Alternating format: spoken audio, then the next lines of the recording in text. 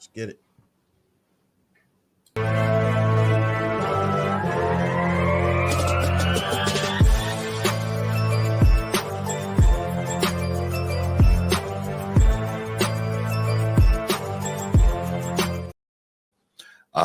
Yeah, welcome in. Welcome back to another episode of the Format Podcast Live, Saturday night edition.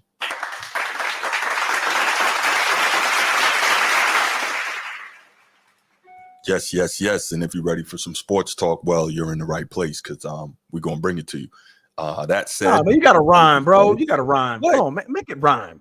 No, I'm not going to make it rhyme, man. Make it rhyme, man. Come You on, had man. That's you not what I had it. do. You had the avenue right there. All you had to do was make that rhyme, big baritone Bruce style. You man. make Come it on. rhyme. How about you make Come it on, rhyme? man. It's your segue. Man, I hope everybody's doing well tonight. We got a pretty decent show for you. We are going to. Oh, that's what it is, Steve. What's going on, man? Okay, I that's why they went into the locker room. I thought the game was over. I got a little distracted with the big fight. My bad. So anyway, before we get started, first of all, let me say what's up to you, gentlemen. Transformer G, what's going on? What's cracking? All right. Good sports weekend so far.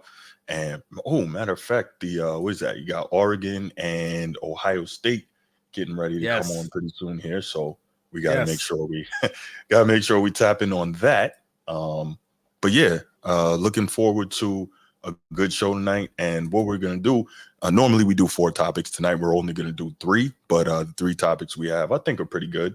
And so yeah, but before we get to all that, you know what time it is. If you're here on YouTube and you haven't already, please make sure you go ahead, click that like, that subscribe, that notification bell. Make sure you're kept up to date whenever we drop new content on the channel. If you want the audio only version of the podcast, open up your audio podcast platform, hit the search bar, type in The Format Podcast, and we should come right up. If you're enjoying the content, make sure you give us that like, that 5-star review, and drop a comment. All that stuff helps us rise in the algorithm, helps us find more sports fans, helps more sports fans find us. And finally, make sure you write it down, put it in your phone, set an alarm, do whatever you got to do to remember. Saturday nights at 7 p.m. we are live here on the Format Podcast, and we'll give you the opportunity to call in, talk to us, get at me. I love it. I can't.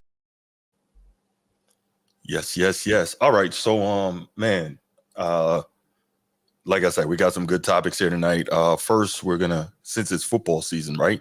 We're gonna get into some Brock Purdy. Then we're gonna talk a little college football with Shedeur Sanders, and finally, we're gonna finish it out with the main topic of the night, and that is who's better, LeBron James or Kobe Bryant? And on its face, I'm sure that might seem like a simple topic to a lot of people, but it's really not. And I know my main man Transformer is going to have a lot of fun with that. I think I know which way G is leaning on this, but we're definitely going to talk about it. We're going to hear from some NBA players, since they tell me that I don't know what I'm talking about because I ain't playing all that. So that's cool. So we're going to hear it straight from the mouths of some people who competed at the highest level and hear what they have to say about it.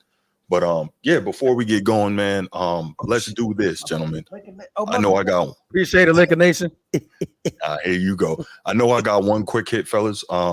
I just want to, if you're a boxing fan, because I'm a boxing fan, and I actually had Marco Boxing on yesterday, and we talked about the big Beterbiev Dmitry Bivol lightweight unification fight, and I just finished watching it. It was surprisingly on ESPN Plus, so that was cool. And well, I'm gonna go ahead and spoil it because it's over. But Artur Beterbiev won the fight by majority decision, and he is now, well, for the first time, he didn't knock out his opponent. First time in 21 fights. So he's 21-0 with 20 knockouts, and he won this fight, and now he's the unified, undisputed lightweight champion of the world. However, if you watch this fight, and I'm sure I'll be talking to Marco Boxing about this, I thought that Dmitry Bivol outboxed Artur Beterbiev for the majority of this fight. Artur Beterbiev, he turned it on towards the end, looking for the knockout, which kind of lets you know that he felt like he was down on the cards. I felt like Bivol boxed an extremely good fight. He was landing his combinations. He was in and out. He was moving, really making it difficult for Beterbiev to load up and catch him with that power. And I think he won the fight. So as much as I am a fan of Beterbiev, I got to be honest here, I think he got away with one. And I don't know what's going on, Sid Bubba, how you doing, brother? I don't know if when he goes back and watches this fight, he's going to feel good or confident about the fact that he got away with that one. Now, yes, he got away with it, but I guess the only good thing is we may have reason or room for a rematch here, and I would love to see that. So, yeah, man, definitely. I don't know, man. This boxing thing is crazy. I just wish there was some level of standardization, man, because I don't know. It's amazing to me how two people can be watching the same fight and see two totally different things. You know what I'm saying? Three different people. 3 different people. Thank you. Yeah, watching the same fight and seeing different things. So, G, did you see the fight? I know Transformer said he's been locked in on football. No, I did not. Okay, yeah. I thought it came on tonight. No, well, it was in Saudi Arabia, so it started at 6 p.m. Eastern. Yeah, with the time difference. Mm-hmm. Yeah, when y'all get a chance, man, go back and watch that, and then we'll talk about it. And I definitely would be anxious to get your thoughts on who you thought ended up coming out on top of that thing, because I was really surprised by the decision. Really surprised. And I think if you look at Beterbiev's face, he was too. But all right, any other quick hits before we move on to the main topics, gents? Oh, nothing, man. I know everybody tuned in on the Penn State USC game. Looks like it's about to go into. Yep, it's officially going to go into overtime right now. They're tied at 30-30. So Penn State is on upset watch at the moment. There you go. Of Texas just thrived. Oklahoma, that wasn't even a close game at all. Man, it was just a straight walk. Honestly, it could have been 50-3. The way Texas was playing. I mean, Texas got What did it finish at? 34-3. Okay. Yeah, I mean, still a blowout nonetheless. But I have texted one of my partners, my boy Walante, freaking out. So they're saving themselves for Georgia, so they want to, that's going to be a good game. I think that's 2 weeks from now. But right now, Georgia's down 10 against Mississippi State, 24-34 with a whole quarter left. So that's an interesting ball game right there as well. I got to tell you, I think Oklahoma is going to probably fire Brent Venables, because now they're in the SEC and there's no room for playing around. And Brent Venables is an outstanding defensive coordinator. That defense, even though the score doesn't look like it, that defense is playing well and doing their thing. But it's problematic because the offense can't get going. And it's whoa. I'm sorry, I got distracted for a second. Crazy. Yeah, so did I miss something? Everything now for public consumption, man. Check the private chat. But yeah, so Oklahoma, they can't get their offense rolling, and so it's only but so long that most teams defensively can hang in there if their offense doesn't give them anything. Right. Crazy, right? What? Crazy. I don't even know. What are we doing, man? Wow. What are we doing? Hey, man, don't not during the show. I didn't know about that. During the show, bro. God, dang. You know what? I'm not even going to bring it up because I'm typing it in right now, bro. And that's not appropriate. Yeah, but what was I discussing before I got so distracted? Oklahoma not being a good offensive team. There you go. Correct. Okay. Thank you, Transformer, because I was lost there. But yeah, Oklahoma not at all a good offensive team, and that's hurting them because they play really good defense. They're well coached, they're sound, they have guys that fly around, they've got athletes, but it's a problem when the offense can't keep up and you keep putting your defense out there. That's tough. Okay, who is this with the Hebrew name? I'm sorry, I don't read Hebrew. So welcome to the channel. I appreciate you. Make sure you like and subscribe. If you could write your name in English, I'd love that. Let's see. This says, I asked the scouts of NBA teams, Serbia, Spain, France, Croatia, Germany, Greece, to see European basketball. There are crazy talents in basketball there, believe me. Yeah, no, absolutely. The Olympics showed that. Yeah, right. We're very aware of that, which is why the NBA is consistently scouting Europe and Africa, basically overseas in general, in order to find that international talent. So yeah, we totally get it. We're very aware that there's great talent overseas. And again, we saw it during the Olympics, right? It took Steph Curry's miracles to get the United States to gold. So we totally get it. Salam, Sneed, how you doing, brother? Good to see you in here. Good to see you. But yeah, are we ready to go ahead and get to the first topic when it comes to the NFL? Yeah, man, please. Yeah, I know, right? Let's do that. I'm trying to. Oh I'm my over here gosh. doing a little digging around over here, and I'm not liking what I'm seeing. So, right. Yeah, it's pretty crazy. Who's this? This is another new face. Vitamin DC. What's good? Or Vita Me in DC. I don't know. It looks like it says Vitamin DC, but it does like it says Vitamin DC. Right? Make sure you hit that like and subscribe button, brother. Good to see you here. Boxing game is nasty work. It has been said the winner of the fight might not even get paid what they are owed or get some upfront, but years to get the rest due to back and damn. Is this the fight that just happened you're talking about, or the fight in the fight game in general? Yeah, let us know on that in the comments. I'm about to say you got quiet like he was about to respond immediately. That was funny. Who, me? Yeah. Oh, you let a brief moment of silence go, like respond. Okay, the fight game in general. I got you. Yeah. No, the reason I got quiet, I was about to respond because my immediate thought was I can't imagine Turkey al-Sheikh and the Saudis not having the money to pay these guys. You know what I'm saying? No, absolutely. Right. That's how they're able to make these big fights. They got the dough and they're paying these dudes. So okay. Yeah. Okay, so my bad. Go ahead, bro. No, I'm just saying, like in boxing in general, man, it's best to just leave it out of the hand of the judges, bro. Like try to finish the fights inside them 12 rounds as much as you can. Like especially when you up and you up, you know what I mean? Like listen to your corners. You know, if you feel like it's a close shot, man, try to go for the KO, man. You know, get out of these judges' hands. Vitamin DC. All right, we got it. It's Vitamin DC. What did he say? Appreciate it. Now Vitamin DC. All right. He confirmed it for us. No doubt, man. Yeah. Teofimo Lopez he said it on camera and made and Mike Tyson on another pod. Okay. Well, there you go. That's why Transformer said what he said. You gotta knock guys out. And same thing in MMA. Transformer judges find a way to get it wrong without a doubt. That's crazy. Oh, absolutely. It was the matter of fact, what was it? UFC 307, I think was the last one.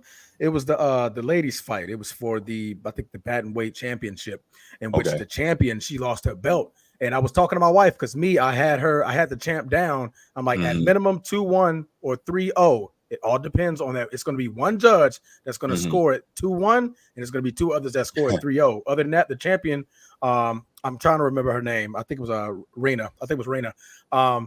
She won the last two rounds, but she went in the corner celebrating like, she was going to win the fight. And then the judges like put it exactly how I told my wife. One judge had it 29-28. The other ones had it 29-28 the other direction, all because the first round, two of the judges gave it to the challenger, one gave it to the champion, and that's what changed the entire fight. So I'm like, in that fight, like she knew she should have went ahead and put her out as much as she could have, because not only were you in a close situation to where it could have ended up as a tie or like in her situation a loss, but you left it up to the judges. Take it out of the judges' hands, man. Finish these fights. So yeah, facts. Not always that easy to do, but I hear you. Do y'all think celebrity boxing is hurting the sport? Jake Paul? Yes, I think yes and no, right? I think in some ways it can make a mockery of the sport, but I think on the other side, at least it's bringing new eyeballs to the sport, right? So you're getting more people watching, and maybe they're starting to, maybe they came for the wrong reason, but they stayed for the right one. You know what I mean? So maybe that ends up helping the sport. I don't know though. I think that's a tough question on both sides. Yeah, I don't know. Sid Bubba, hook 'em horns. I thought you were a Louisiana guy.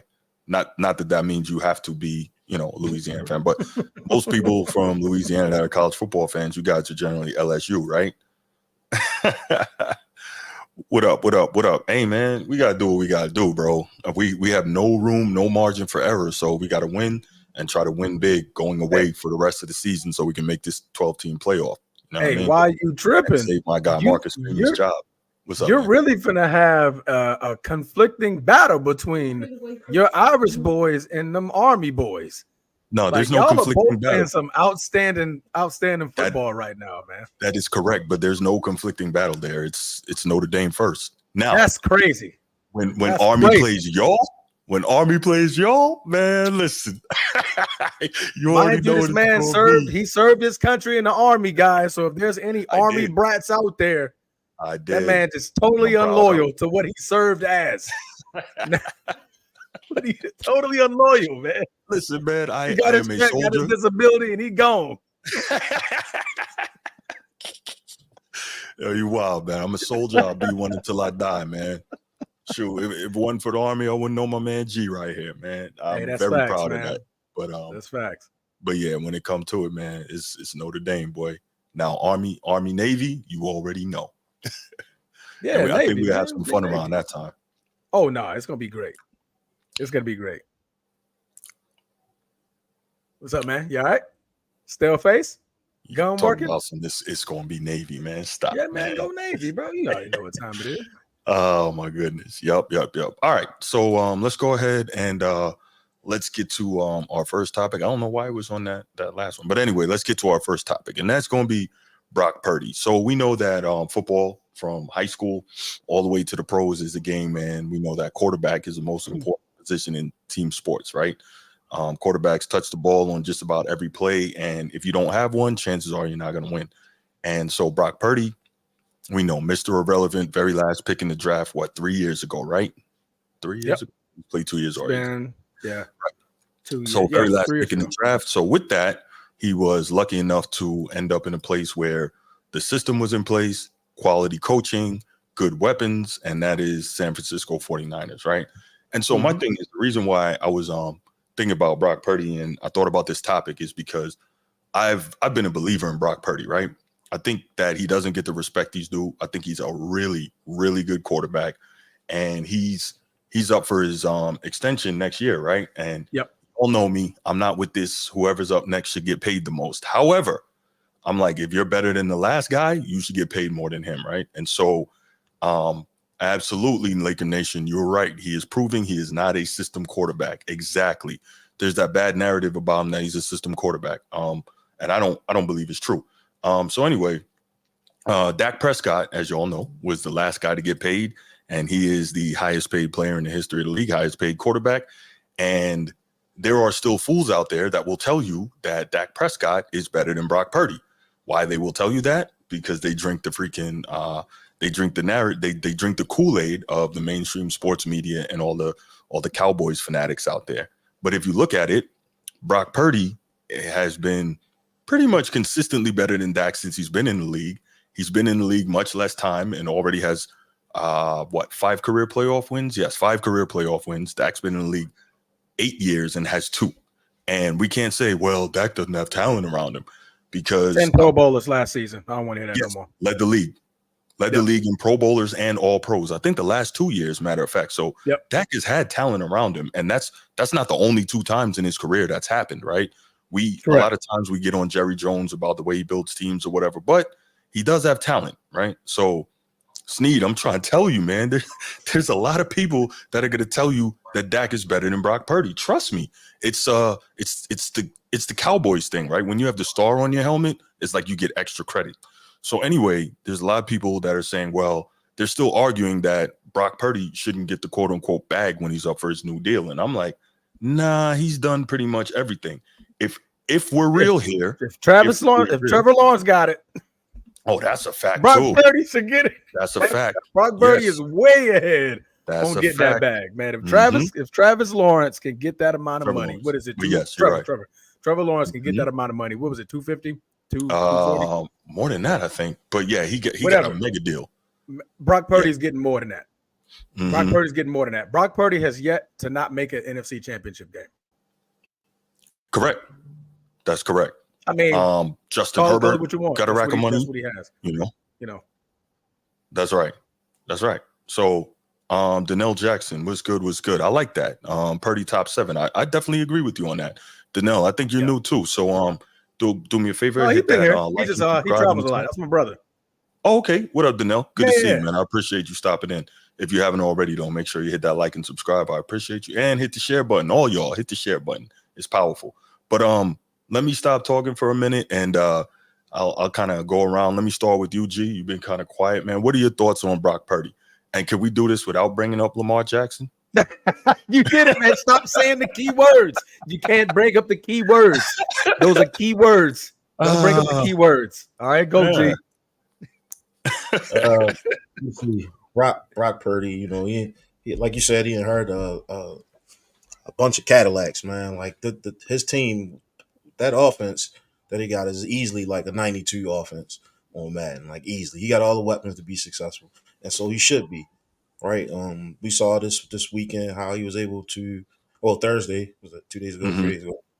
How he was able to dismantle the Seattle defense. I think one of us here had Seattle. I can't remember who. It was me. Okay. Right. Yeah. Yeah. So we seen him dismantle Mike McDonald and that Seattle defense. Yes, he did. I mean, the boys played for him. You know, you seen Debo in there. Even with CMC going down, he was still able to have another player step up, and I think he's leading the league now in rushing. So, I mean, the guy got the weapons to be successful and to get paid. I just think he's like still running the middle player where, you know, how is he good without all of these weapons, right? Like that seemed to be where everybody's looking at. Like we starting to see a lot of other quarterbacks that don't have the weapons and they're not putting that production out. Josh Allen is one. See, I didn't mention Lamar. See that? You just did. I think he's definitely Josh Allen's leading the league in QBR, but go ahead though. What the hell is that? It's quarterback rating. Okay, all right, cool. Okay, never mind. I'm not even gonna go there with you today, Bruce. Hey. I'm just saying, man. I don't know what it is with Josh Allen, bro. I don't know what it is. I know. Brock Purdy and Josh Allen is in your top 10. You know, those two quarterbacks is in your top 10. Yeah, without a shadow of a doubt. Yeah. No, they are. I think they should be. Yeah, Brock is not in my top 10, unfortunately. Okay. Can you name your top 10? I respect if you don't mind me asking. Can you name it? 10? I can give you 5. I gave you 5 the other day. You want to give me top 10? You said top 10. So who's in your top 10 if Brock Purdy's not in it? I'll answer that after I get finished this discussion. All right. I'll answer that later. We're gonna put that on the backseat. Yes, sir. But for right now, you know, you can pretty much look at Brock Purdy as a guy that can make all the plays based off the weapons that he had. We haven't been able to see any different because he got amazing hands. You know, yeah, he has amazing hands on this team. So I think he'll continue to be successful in this league. 2 years. Was it 2 years? What are we doing here? I don't know. He put the Navy hat on, so you know what. Shout out Sid Bubba, man. My shipmate out there. All right. Okay. My bad. A little distracted. Go ahead. You know, ADHD is a real thing. Go ahead. Yo, y'all funny, man. Nobody invite me to battle, man. But then you be outnumbered there, sir. So there it is. You know whose side you on. I got him in the chat, bro. I got people holding me down. Oh, yeah, there it is. But that's all I got on that. Okay. Transform. My bad. Sorry, G. I mean, it's easy for me, man. Brock Purdy's definitely a top 10, arguably top 5 quarterback at this current moment. The kid has not yet made an NFC championship game. You could say that's because of talent. You could say that's because of coaching, but you put a lot of players in that situation. What is his name? Trey Lance, and not look good in that same system. That's true. Brock Purdy got drafted right along with him, the very last player in that draft, but yet the top 3 quarterback that got drafted looked awful in that system, and he couldn't produce in that system. So to say anybody can do it, it's just not realistic to me. We made that Dak Prescott comparison. Dak Prescott also inherited a great team. He inherited one of the best offensive lines in the game. He inherited drafting Ezekiel Elliott a couple of years later. So a terrific run game. In the same year. Was it the same year or the next year? I thought it was the following season. Nah, they came in the same year. Okay, that's why to me it was crazy that Dak got Offensive Rookie of the Year when Zeke rushed for over 1,600 yards that season. Oh, he was a freaking workhorse. Freaking workhorse. So when you have that type of production and yet you have not made it nowhere near a playoff win until the last couple of seasons where you finally won a playoff game, and you have 10 Pro Bowlers on that team, 10 Pro Bowlers. You lead the league in back-to-back seasons where you have all these weapons. I think Pro Bowlers are one hell of a weapon to have on your team, and yet you got smacked both times. Yep. Brock Purdy cleaned up your mess. You know what I mean? So I think that shows a lot. And when you're talking about, you know, great quarterbacks, when we define great quarterbacks versus system quarterbacks, you look at certain aspects, right? We call a man a system quarterback. Okay. Every quarterback is technically a system quarterback, except maybe one person in the NFL. I mean, you're on a team. You with an offense. You have an offensive coordinator. You have a coach that has a system in play for you to succeed. So that's what he's doing. He's making this system work for him as well as it's working for Kyle Shanahan. Kyle. Kyle Shanahan. I do that all the time too. Father son confused. But you look at his play, right? He makes the throws. Can he make the back shoulder throw? Yes. Can he throw outside of the numbers? Yes. Can he throw inside of the numbers? Yes. Can he hit the seam? Yes. Can he check down? Yes. Can he throw it in the end zone? Yes. Can he throw it past 10 yards? Yes. Everything. Is he deceptively athletic? Yes. Is he deceptively athletic? Yes. Can he go get you a first down with his legs? Yes. Can he break a couple of tackles? Yes. He's done it year after year after year, right? Made a Super Bowl in his second season starting. That says a lot to me as a quarterback. Yes, you can have the weapons to make you look good. I believe his first season, he led the league and it was yak yards. And I was like, okay, so we gave him year 2. And this time it wasn't the yak yards. He was literally throwing the ball 15, 20 yards, 30 yards, 40 yards, and really throwing them on a dime.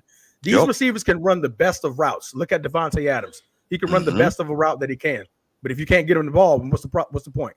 You know, you have to be able to make them throws. Brock Purdy has been doing that for 3 consecutive seasons, right? And I think he's earned his just due. He's earned his just due, in my opinion. You know, Debo goes out, but guess what? He made Jawan Jennings like a freaking superstar. Jawan Jennings had 13 catches. I think it was like $160 in that game. That was Jawan Jennings. That's our 4th receiver on that team. You know what I mean? Correct. So I think he's done enough to where he's warranted that accolade. Like, hey, bro, you're good. Not only are you not only are you okay, you're better than average. You're really good. Like, you're arguably in people's top 5 if you was to break down these quarterbacks, which is, I mean, we'll say Patrick Mahomes, Josh Allen, Lamar Jackson. And at that point, you're like, oh, okay, let's maybe the rookie right now. 1-4, so it's like, Joe Burrow's 1-4, so I'm like, I can't put him up there. I mean, his play is there. His defense is just awful. Baker Mayfield, maybe, but at that point, you're having a conversation to where Brock Purdy is arguably in that top 5. He could definitely possibly take that 5th spot from somebody. You know what I mean? At this moment, are we talking about the teams, or are we talking about the actual quarterback? No, we're talking about the quarterback. The quarterback. All right. Yeah. I mean, because if I would arguably put Joe in the top 5. It's just, I mean, he's losing. But he's losing on the defensive end. If you're looking at these football games, I mean, the man putting up 38 points, he loses by 41. I mean, he loses 41 to 38. I mean, he puts up 26. He loses 28, 26. Like, you know, I'm not going to really put the onus on you, especially if you're not getting the ball back. And the ball, when the ball was in your hands, you left the game with a lead and your defense fumbled it. You know what I mean? So absolutely. I really don't put that much on you as a quarterback. I keep pointing towards that. Go ahead, G. So the last time Joe Burrow and Purdy played together or played against each other, Joe Burrow won. The only AFC team that he was able to beat was the Steelers. So he's like 1-3, 1-4 against the AFC. In his career? In his career? Yep. AFC or AFC North? AFC North. Okay. Oh, okay. I was like, damn, I'm pretty sure he played the AFC. Yeah, much more than that. That could be mad, but that's a great point, though. The teams that he did beat wasn't really good teams. And didn't he dismantle the Eagles? Was that last year? That's NFC. Eagles lost against the Bucs. Well, I know that's NFC, but we're acting like that Eagles team wasn't 1 year removed from being in the Super Bowl. And he dismantled them. And honestly, they made it to the Super Bowl because of Brock Purdy getting hurt. What was it? Hassan Reddick got knocked Purdy out of that game early? Yep. And they were down to like the 3rd string quarterback or something like that. Josh Johnson? I think it was Josh Johnson. And during that game, he got knocked out, and Christian McCaffrey had to play emergency quarterback. They was in shambles, man. Right. So realistically, Purdy would have been in the Super Bowl twice, and he might have a chip right now. Now, if it was the 5th, right? I think that's how the saying goes, but if it was the 5th. So I totally get it, but Brock Purdy had a lead in the Super Bowl before Patrick Mahomes. I keep saying it. Ball back. Right. He did have a lead. Yeah. He left the field with the lead. And nobody's saying that he's perfect. Nobody's saying he's the best quarterback in the league. My thing is, I find it a little bit disingenuous that he's never going to get the respect due until he wins a Super Bowl, right? And he's the last pick in the draft doing what he's doing. But even still, I have this feeling like even after he wins a Super Bowl, they're still going to say, well, you know, he had all that stuff around him. He had a great coach, blah, blah, blah. And I'm like, well, that's kind of how it goes. Real quick, was it Edward Jackson said something about he said, I heard y'all talk about NFL Pro Bowl. My opinion, NFL Pro Bowl and NBA All-Star Game trash. We agree there. Yeah, we're not talking about the game. No, we're talking about just the talent in terms of selections around Dak Prescott. Yeah. And if you want to, we can move off of NFL Pro Bowl and we can use NFL All Pro, which is a much better and more respected selection process. You make All Pro, it means more than Pro Bowl. And Dak Prescott still had more All Pros around him than any other team. So there's that. Then they compare Brock Purdy to Steve Young. I wouldn't. I wouldn't, but I don't really see that comparison, but he's really good. He's really good. Same uniform, but I wouldn't do that. He was one drive away from a Super Bowl. He couldn't get the TD. Mahomes did. Purdy is right there. Yeah, no, I got you, Sneed. He couldn't get the TD, but he did. I think he drove him into position. They got the field goal, so he did get points out of that drive. And again, when he left the field, he did his job. He got points for his team, and he left with the lead. And the defense couldn't hold up. So whether it's touchdown or field goal, the defense didn't hold up, and we can't blame Purdy for that. Now, is anyone trying to say that he's better than Mahomes? No, of course not. That would be nobody in the league is better than that. Nobody would fix their mouth to say that, but that doesn't mean that the dude is not real good. He's 6-4 against AFC teams. Say again? 6-4 against AFC teams. Okay, so over 500. So that's not bad. That's not bad. That's not bad. Okay, so I'm actually I was listening to the Herd with Colin Cowherd, and he and his co-host were actually playing a game called Better Than Brock, and this is interesting. So what I'm going to do, I'm going to play this, and I'm going to stop it at certain points and kind of get you guys feedback on what you think about this. And I think for the most part they were right, but there was a couple of them I was like, man, get the hell out of here. But let's go ahead and check that out. I'm going to go ahead and start now. Yep. We'll play a little game here. We're going to call it Better Than Brock with a question mark. You give me the quarterback, and all things considered. Now is this, who do I think is better today? Not 10 years down the line. Just who do I think is better right now? Right. I don't care about what's happened in the last 5 years. No. Right now. Okay. I don't even care about salary down the line. Right now. Well, this should be quick. Who do I think is the better quarterback? Okay. Better than Brock. Is Dak Prescott better than Brock? Yeah, Dak led the NFL in touchdown passes last year with one-star receiver, 36. So Dak is slightly better than Brock. I'm going to stop it already. Dak Prescott is not better than Brock Purdy. He's absolutely not. No. Where is the production when you need it most? I don't know how all right, Dak Prescott is not better than Brock Purdy. Does anyone disagree with me on that? No, I think I made my point very clear about the Dak Prescott comparison earlier. G, what you got? Oh, no, not at all. All right, cool. We'll continue. Told me it's not about last year, it's about right now. No, but I mean, Dak is showing. I mean, we're only 5 games into this season. Dak played like hell and won this weekend against. I didn't say back 5 years ago, but I'm looking at who you are now, and I have to at least look at last year to some degree. Okay, is Sam Darnold better than Brock? No, I would take Brock. Sam has a history of getting really, really reckless. Brock Purdy's a lot of things. Reckless is never one of them. Also, Sam gets hurt, and Brock Purdy doesn't get hurt. Okay. Is Jared Goff? Yes. Only Patrick Mahomes in the last 3 years has thrown for more yards than Jared Goff. Jared Goff's the number 1 pick for a reason. So I'm going to agree with that there. I like Jared Goff a lot. I think that was fair. I think that Jared Goff is better than Brock Purdy. And I think in the same system, Jared Goff would probably have the same level of success. Jared Goff, Brock Purdy. Jared Goff. Cool. Anything to add before we put it back on? Nope. You didn't ask Transformer. Yeah, he did. I did. Oh, yeah. You didn't. My bad. I'm bugging. Oh my goodness. I was like, you did? I was like, wait, was I asleep, man? I know, right? Jared Goff or Brock Purdy? Where you? That's close. I like that. Mm-hmm. I definitely missed Jared Goff, and when I was naming off the top 5, Jared Goff in that offense of Detroit is doing one hell of a job. From the weapons that he has. Sir. Weapons wise, he arguably has, damn near what Brock Purdy has when you're looking at the offensive side of the football. Yeah, man. They're both throwing a great game. I would take Goff slightly right now, but I would say it's close. I would say it's close. I'm good with that. I agree. Yeah. Is Jordan Love better than Brock? Yes, he's a better better athlete. He's got a better arm. Yes. He's got a better deep ball arm. He's a better athlete. I mean, over the last 15 games, Jordan Love, 34 touchdowns, 10 picks, with a young receiving core and a rebuilt offensive line. And he doesn't have Kyle Shanahan engineering the first half plays. I thought we had shifted, but I guess not. Is C.J. Stroud better than Brock? Yes. Yeah, I'd take C.J. Stroud. C.J. Stroud, again, had the pressure of being part of a rebuilding franchise. He didn't get the Mercedes. He got like a used Prelude and said, hey. What do you have against Honda? I got nothing, but I mean, he didn't get, here's a Mercedes, kid, don't hit the garage door. He got an old car. Okay. Is Tua Tagovailoa better than Brock? No, I'd take Brock. He's healthier, and I think he's more athletic, and I think he's healthier. This is the first real tough one. Is Jaden Daniels? Yes.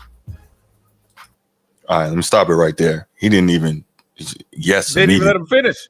Right. He could have said Jaden Williams. He right. He didn't even say Daniels yet. Like, yeah. Oh man, I like that. I do like that. As I said earlier, I was talking to Gino about my top 5. At that 5th spot, you're arguably putting that kid there. Like I said, the point of this really question is right now. Like now, we're talking week 5. We're coming up on week 6 in the NFL. Right now, quarterback play. Who's playing better? That kid, Jaden Daniels, is looking amazing, bro. Oh yeah, he's a problem. He's looking amazing. You know what I mean? From running the football, making better decisions as the game gets a little bit more slower for him as he's catching up to the speed of the NFL. That man he's doing great. But right now, I would still put Brock over him. Right, I would still put Brock over him in that sense. But like, can we see a little more? Yeah, look out! I think if you're still playing like this by week 10, week 12, okay, let's have this conversation again. But it's week 5. It's only been 5 games. Teams get more tape. The games get a little bit more tougher against them. Like I said, he just played the Browns. I could look good playing quarterback against the Browns, and look good in that game. But yeah, I think I like what Snead just said. Jaden Daniels, it's just too soon. It's too soon right now. Yeah, I'm good with that. That's okay. All right, let's go on. Yes, Jaden Daniels is a significantly better athlete. Thank you, Jaden. You cannot watch Jaden Daniels and not have this opinion. He looks a lot like Lamar Jackson. Who do I look at with Brock and say he looks a lot like? There is no comp. Tom Brady. We've been over this. He's a little shorter Tom Brady. Is Bo Nix better than Brock? Slightly, yeah. Well, wait. What? He's a more accurate thrower. Bo freaking Nix. Bo Nix better than Brock Purdy? See, no, we didn't hear that right. Can you rewind that? No, he didn't say that. He didn't say that. He said that. Is Bo Nix better than Brock? Slightly, yeah. Well, what? He's a more accurate thrower collegiately. All right, turn this off. I don't need to hear no more. I'm kind of done here. I'm kind of done here, bro. When I heard that, I was like, "You got to be kidding me! You've got to be kidding me!" What is he talking about? So I think a lot of that comes from 2 places, right? Colin Cowherd he's very open about saying being a West Coast guy, he loves the Pac-12 or what used to be the Pac-12, so he's got some kind of homer bias towards that, and also he's close with Sean Payton.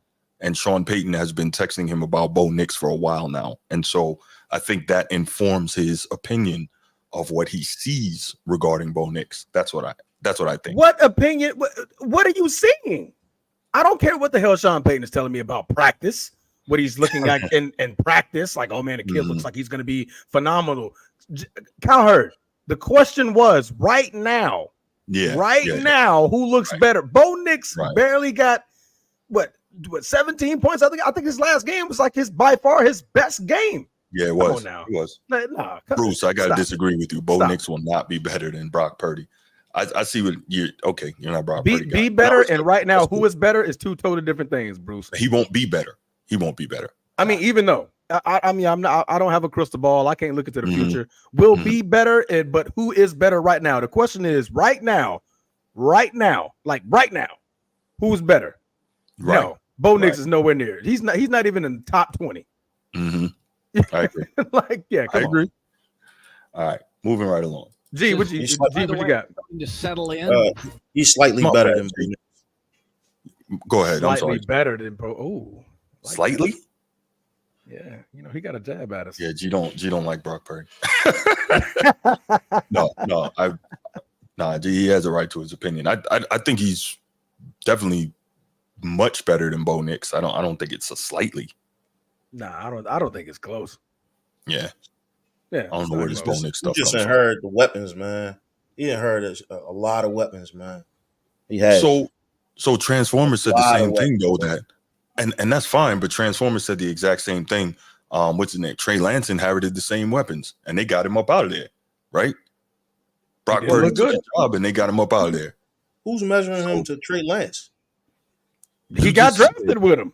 You just said inherited the weapons. Trey Lance inherited the same weapons. They two different players though. We talking about Brock Purdy. Not talking about Trey Lance. But you just said inherited the weapons. So by saying that, you're insinuating that the reason he's good is because of what's around him. But I never said Trey Lance was better than him, and or in the same. I never said any of those things. So I get what you're saying, but I'm telling you. You said that. Okay, all right, great. As long as we got that understanding, it's cool. All right, let's keep going. This was a really interesting segment. I enjoyed it. That's why I brought it for the show. He didn't inherit all these Kittle and Debo and Ayuk and all these wonderful toys to play with. He's basically got Cortland Sutton and cross your fingers. Bo Nix is on a heater. And again, CJ Stroud, Bo Nix, they have the responsibility to rebuild a team. They don't get the luxury seating day one. So I just want to be clear. Bo Nix is better than Brock Purdy. Yes. Okay.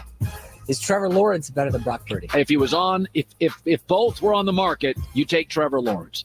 Bigger, more athletic, better arm. He's changing the freaking argument. If he was on the market, he's changing the argument. He's truly changing the argument when he started the argument. He's changing the debate. The debate is not who you want, who you're gonna mentor, who you're gonna pick up. The question was, who's the better quarterback right now? Trevor Lawrence and Bo Nix don't even belong in this conversation. They don't. Listen, I'm with you. They don't belong in this conversation. I'm with you. I'm with you. Oh my, I'm getting frustrated the more this goes on. I'm with you. I'm trying to figure out what are we looking at? Are we looking at football games? Or are we looking at predictions? Like that's what I think. Predictions. I thought the whole thing was who's better right now. That was right now. I understood to be, I think what happens is people looking at the total body of work. Total body of work. Yeah, and much the Bruiser Sue statement that he got there. He does struggle when he doesn't have all his weapons. So if you go and look at, what was it, 2 games ago, he didn't have Debo, he didn't have Kittles, obviously he didn't have C-Mac, and he got busy in that game. Because I remember it being a thing like, I guess we're gonna see what Brock Purdy does without all his weapons, and he did it. So he found his receiver and he cooked. Right, exactly. Who was he playing? Who was he playing? I think it was the Rams. Was it the Rams? Was that the Rams game? I'm not sure who it was. I'd have to check.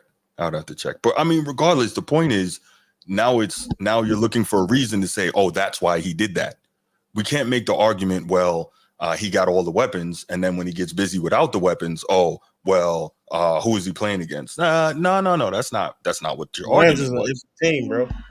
The Rams made it close. I remember that game. It was a close game. Yeah, it was 27-24. Yeah, right. That was a close one. Right. So I mean, it's the general premise though that he's got all the weapons. Well, he didn't have them, and he still did his work. Go ahead. That's a fact. Yeah. What I'm gonna do, I'm gonna go ahead and stop Cowherd here before people start freaking out. Before I catch an aneurysm. Right. Does he say anything else outlandish after this? I'm curious. I don't think he said anything else outlandish. Okay. Jesus Christ. Yeah, but for me, the main ones were Bo Nix, Trevor Lawrence, and Dak Prescott, and I'm like, no. See, Dak Prescott. At least with Dak Prescott, there's somewhat of a regular season argument, right? Yeah, you have a regular season argument there. Trevor Lawrence, you ain't got no argument. Bo Nix, you clearly don't have an argument. Bo Nix is like, I don't know. He's but Cowherd's been in love with Trevor Lawrence from the beginning, and Bo Nix, so he must be in super love with Bo Nix. We're talking about the same guy who won a freaking football game with 60 yards of offense. Like, come on, man. Nah. Yeah. I'm not gonna do that. No. Yeah. But at the end of the day, I'm gonna go ahead and wrap up this topic, and I'll get finishing comments from you all after this. But my thing is, I really feel like Brock Purdy doesn't get the respect he deserves. I don't think he's going to get it until he wins a championship. And I believe that even if he wins a championship, they're still going to say, well, he had all this and had all that. Now that he's paid and they have to break the team up, let's see what he does. And I'm going to be like, come on, man. But, that's just what it is, right? That's how people see it. So, Brady never had those weapons. He never had the weapons that G? Tom Brady never had the weapons that but Tom Brady's but he also had a top 5 defense. He never had those weapons. Yeah, you can say that. I'm just stating the fact. He never had those weapons. I'm just stating the facts. They won most of their games because they had an outstanding defense. We're just talking about the offensive side of the game right now. We're not talking about the defensive side. And so from an offensive standpoint, Tom Brady never had those weapons that Brock Purdy has. What's the conversation that we're having then? They all said the same thing about Tom Brady. That he wasn't I guess I don't know. That he was the system quarterback. Yeah. Oh, got you. I was trying to figure out where that's came from. What's crazy though, Tom Brady, you're right. He didn't have those weapons in New England. As soon as he got Randy Moss, he blew the record books away. So, I mean, and I'm not, of course, maybe saying he should be blowing the record books away, but it's not happening. I mean, I don't think he needs to be a good quarterback. The conversation is whether he's a good quarterback. Mm-hmm. He's definitely a good quarterback. He's shown it. Yeah, what more does the kid have to do? It's not his fault. It's not his fault. He got drafted there. He was the last pick of the draft. At this point, I shouldn't even be in the fucking football game. Right. Everybody is saying the same thing that he's a good quarterback. Nobody's saying he's not a good quarterback. They just, hypercritical about him and Bo Nix. It seemed like y'all almost blew a gasket when somebody said, "Yeah," because it's not even close. Because that was absurd. Yeah, it's dumb. Yeah, that's First ridiculous. of all, that man only played 5 games in the NFL. In the number, okay, let me pull up his numbers real quick. Yeah, 5 games in the NFL, 3 touchdowns, 4 interceptions. What am I supposed to do with that? What am I supposed to do? Explain. How am I comparing him with Brock Purdy already? Jamie Daniels. When we're talking about quarterbacks right now, there's an argument right now. The man is the only quarterback. Well, I think the first quarterback to reach 1,000 yards and 250 yards on the ground in the first 4 games. That's incredible, right? Team looks good. He's 4-1. Yes. So there's an argument. If you want to make an argument there, that's cool. Right. Yeah. Bo Nix, yeah. Nah. They won a game with him only throwing the ball for 60 freaking yards in a football game. His defense is winning those football games, man. Not him. Correct. He's not winning those football games. Yeah. Man. Yeah. That's absurd. All right. What I'm going to do, I'm going to put the number in the chat. Y'all know what time it is. 904-219-8264. 904-219-8264. Give us a call. Give us your thoughts on Brock Purdy, and what you think of him, kind of where he stands in the league, whether it's right now or since he's been in the league. I think he's very good. I do think he's a top 10 QB. Probably not top 5, but I think if you're saying right now, he might be a top 5. If you're saying since he's been in the league, I believe he's top 10. That's my opinion.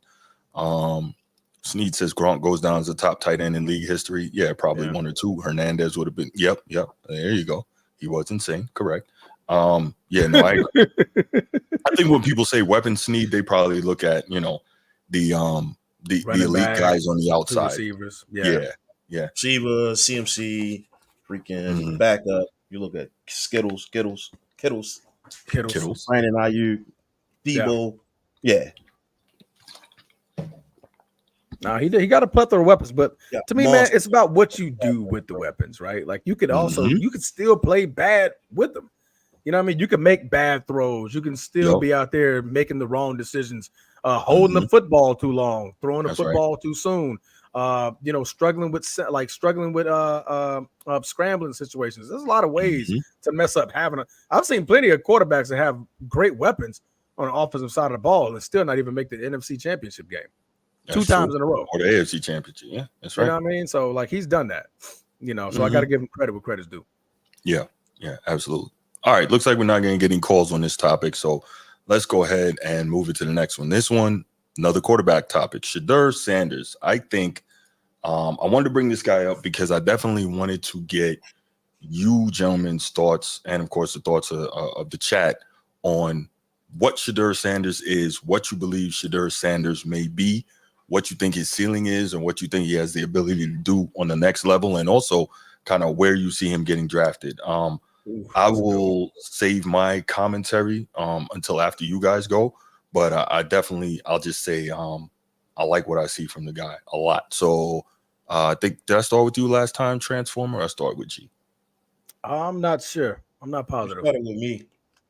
Okay. So let's go ahead and start with Transformer. Your thoughts on Shedeur Sanders, man? The kid's great. I don't think nobody has the question in mind to whether this kid's great.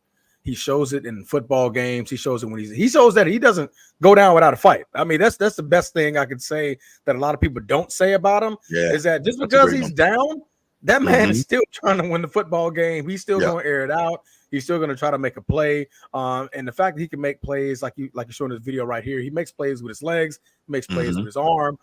He makes great decisions, right? And that's what, some not so nameable recruits on the outside, and especially in the backfield. He's doing this without a run game. Like the kid doesn't have a run game. So I'm curious to see what it's like when the field really opens up for him, because they're threatened by, somebody behind them running the football. Right. There's nothing wrong with this kid. I mean, there's been conversation about, how he handles the media, whether he's mature and things like that. He's a Sanders. The man is a Sanders. I mean, we've seen his dad, showboat his way from Florida State all the way to the freaking Hall of Fame. So I'm not going to say anything about his son. What they say, the apple doesn't fall too far from the tree, or something like that. So I'm like, if he wants to act like that, that's him. That's his prerogative. But I think he plays enough to back up, what he says. I think he's definitely going to be a top 5 pick. If arguably, depending on, who gets that number 1, number 2, number 3, he definitely should go be one of the first quarterbacks off the board. As far as where he's going to go, anywhere but Dallas and New England. I say them the 2 teams he don't want to go to. Don't go to New England, but New England just drafted Drake May, so I think they're going to trade back. I think Drake May is starting this week too. Yeah, this is first game starting. So it's too soon for them to draft another quarterback. But anywhere besides Dallas and the Patriots. So I think he's going to do great no matter where he goes. Gee. Oh man, like Transformer said, man, he had a lot of really, really good points when it comes to Shedeur Sanders. I look at it, how popular he is, right? He's drawn the attention of Tom Brady, Cam Newton, and not so positive light this last week or 2. But just to highlight some of the things that Transformer said, he can make all the throws. I mean, he's poised in the pocket, he can move around, and he never gives up, right? We never see him really gives up. And I believe that as soon as he be able to get like some media training, that's going to build his brand. Yeah. But I mean, we've seen him, bumping elbows with, the Raiders owners and, various other stars and such. So it's a Sanders, like you said, man. It's one. It's a Sanders, and so that's cool. It's a show everywhere he's gonna go, man. And so I think they just warming up, and I look forward to seeing where he do land in the draft. Definitely a top 5 pick right now. I don't really see him not being that. I think it's hard to get him out of it now. Yeah. He pretty much set in stone that top five. Yeah. That's pretty much all. Especially like he's doing it with no line. That man doesn't even have an offensive line. The man has no offensive line. He has no run game, and yet he's still out there putting the numbers up that he's putting. You know what I like? I like winning football games that he shouldn't win. He keep receipts, right? And he said, "Listen, man, if you talk about me in high school and middle school, I'm gonna remember that. Like, he's from the put your money where your mouth is from, man. And sometimes it's just good to see the little guy do his thing, man, and he gets some media training, and he'll be good. It'll be good. No, absolutely. I like the kid, man. Let's play on the football field. Yeah, I like it. He's been doing it. I think this year we're really starting to see him like running to his own, coming to his own. He's trying to separate himself from his dad. You don't really see them a lot in the media together. And so, man. It's gonna be fun to watch him in the NFL. I'll say that. It'll be fun to watch it. The question that I have is, do you guys think he's better than the number 1 pick from this year? Yes. Who is that? Caleb Williams. No question about it. Oh, yeah. No question about it. I'll take him over Caleb Williams. Mm-hmm. Like I said, like USC, like you're expecting that out of a Caleb Williams type of quarterback. I'm curious to see what the hell Shadir Sanders would look like if he played for USC. Yeah. Like, you got a run game, you got an offensive coach. Like, what? Man, please. Them numbers will probably be through the roof right now. We're talking about that running back from Boise State. We'll be talking about Shadir Sanders. Can he not throw for 400 yards in a football game? Find out next episode of Dragon Ball Z. Right. No doubt. That'd be crazy. But no, man. Bruce, what you think, man? I'm a big Shadir Sanders guy. Big Shadir Sanders guy. Before I get to my thoughts on him, let me go ahead. I'm going to play another clip from the Colin Cowherd show, and he had former Oregon offensive lineman and NFL offensive lineman Jeff Schwartz was on with him, and they briefly were discussing Shadir, and they had some good stuff to say. Check it out. By the way, I want to throw this out. I said this week, Mahomes is only 6'2". Aaron Rodgers is 6'1.5". I've never even thought about their height. Cam Ward's listed at 6'2". I think he looks small. Shadir Sanders is 6'2". I never think about his height. I would take Shadir Sanders as the number 1 quarterback in college, despite some ego stuff. Are you a Shadir Sanders fan? Yeah, so I've said this before. I actually think if you put him on Texas or Georgia or Bama, he's the number 1 pick, no questions asked. I think he's that good of a player. His footwork's good. He knows where to go with the ball. He's super tough. I mean, he's getting beat up back there all the time. And this is a little bit better. Like, I just think if you put him, his offense is stagnant. They just line up in a formation. They stand there and snap the ball, which he might like to do, but that's not really the best offensive design. We know motions and shifts and whatnot. Like, imagine if you play with Sark. I think we say no doubt number 1 quarterback. Cam Ward makes too many mistakes. Shadir doesn't throw the ball across his body like to that interception that Cam Ward threw at the end of the first half against Cal. Yeah. Shadir would never do that. So the Cam Ward decision-making process, which has gotten better from Washington State, still has that in him. Shadir doesn't do things like that. So I think if Shadir played elsewhere, we look at him even in higher regard than we do at Colorado with the issues he has on his offensive line. All right, Shadir Sanders. Jeff Schwartz hit on a lot of really good points. So let's knock the needs slight improvement out first. What was it? The game against Nebraska that Colorado lost earlier this year. The only loss so far on their record. After that game, one thing I didn't like was, and this is kind of the media training that G made reference to earlier, was when he was asked maybe about interception that he threw or something like that, and he says, look at Raiola, the quarterback from Nebraska.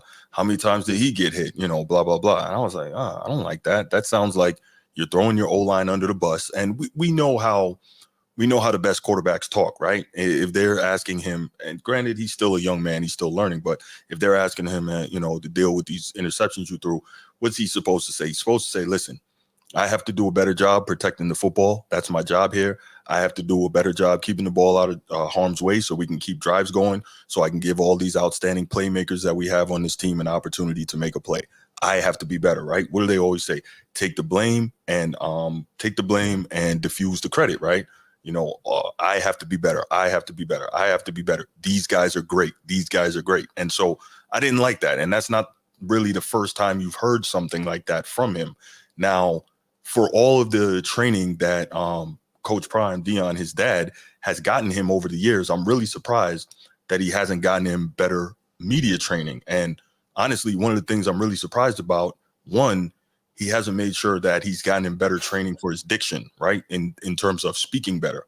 And secondly, I'm really surprised he hasn't gotten him better training in terms of just handling the media, because all of these things, no matter how we feel about it, they can cost you money in terms of big time endorsements, et cetera. Now, I know we've already seen him on, what is that? Is he on Gatorade? I know he's got a couple of big time endorsements already, but if you another one. Yeah. KFC, that's one. Yeah, well, that was a family thing, which is awesome, by the way. But if you work on these things, if you work on your diction, if you make yourself, I always say it, make yourself palatable to middle America, you're going to make more money, because there's more of them than there are of you, plain and simple.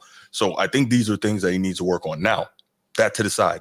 On the football field, man, listen, I am a fan of this guy because we saw in the clip, and I'll go ahead and play it again. It's not too long, but we saw in the clip, this guy can stand in there, and I think you said it, Transformer, and I think G said it as well. He can make every throw, back shoulder throw, crossers. He can throw on the move. He's got, I'm not going to say elite arm talent, but very good NFL caliber arm talent, probably top third elite arm talent.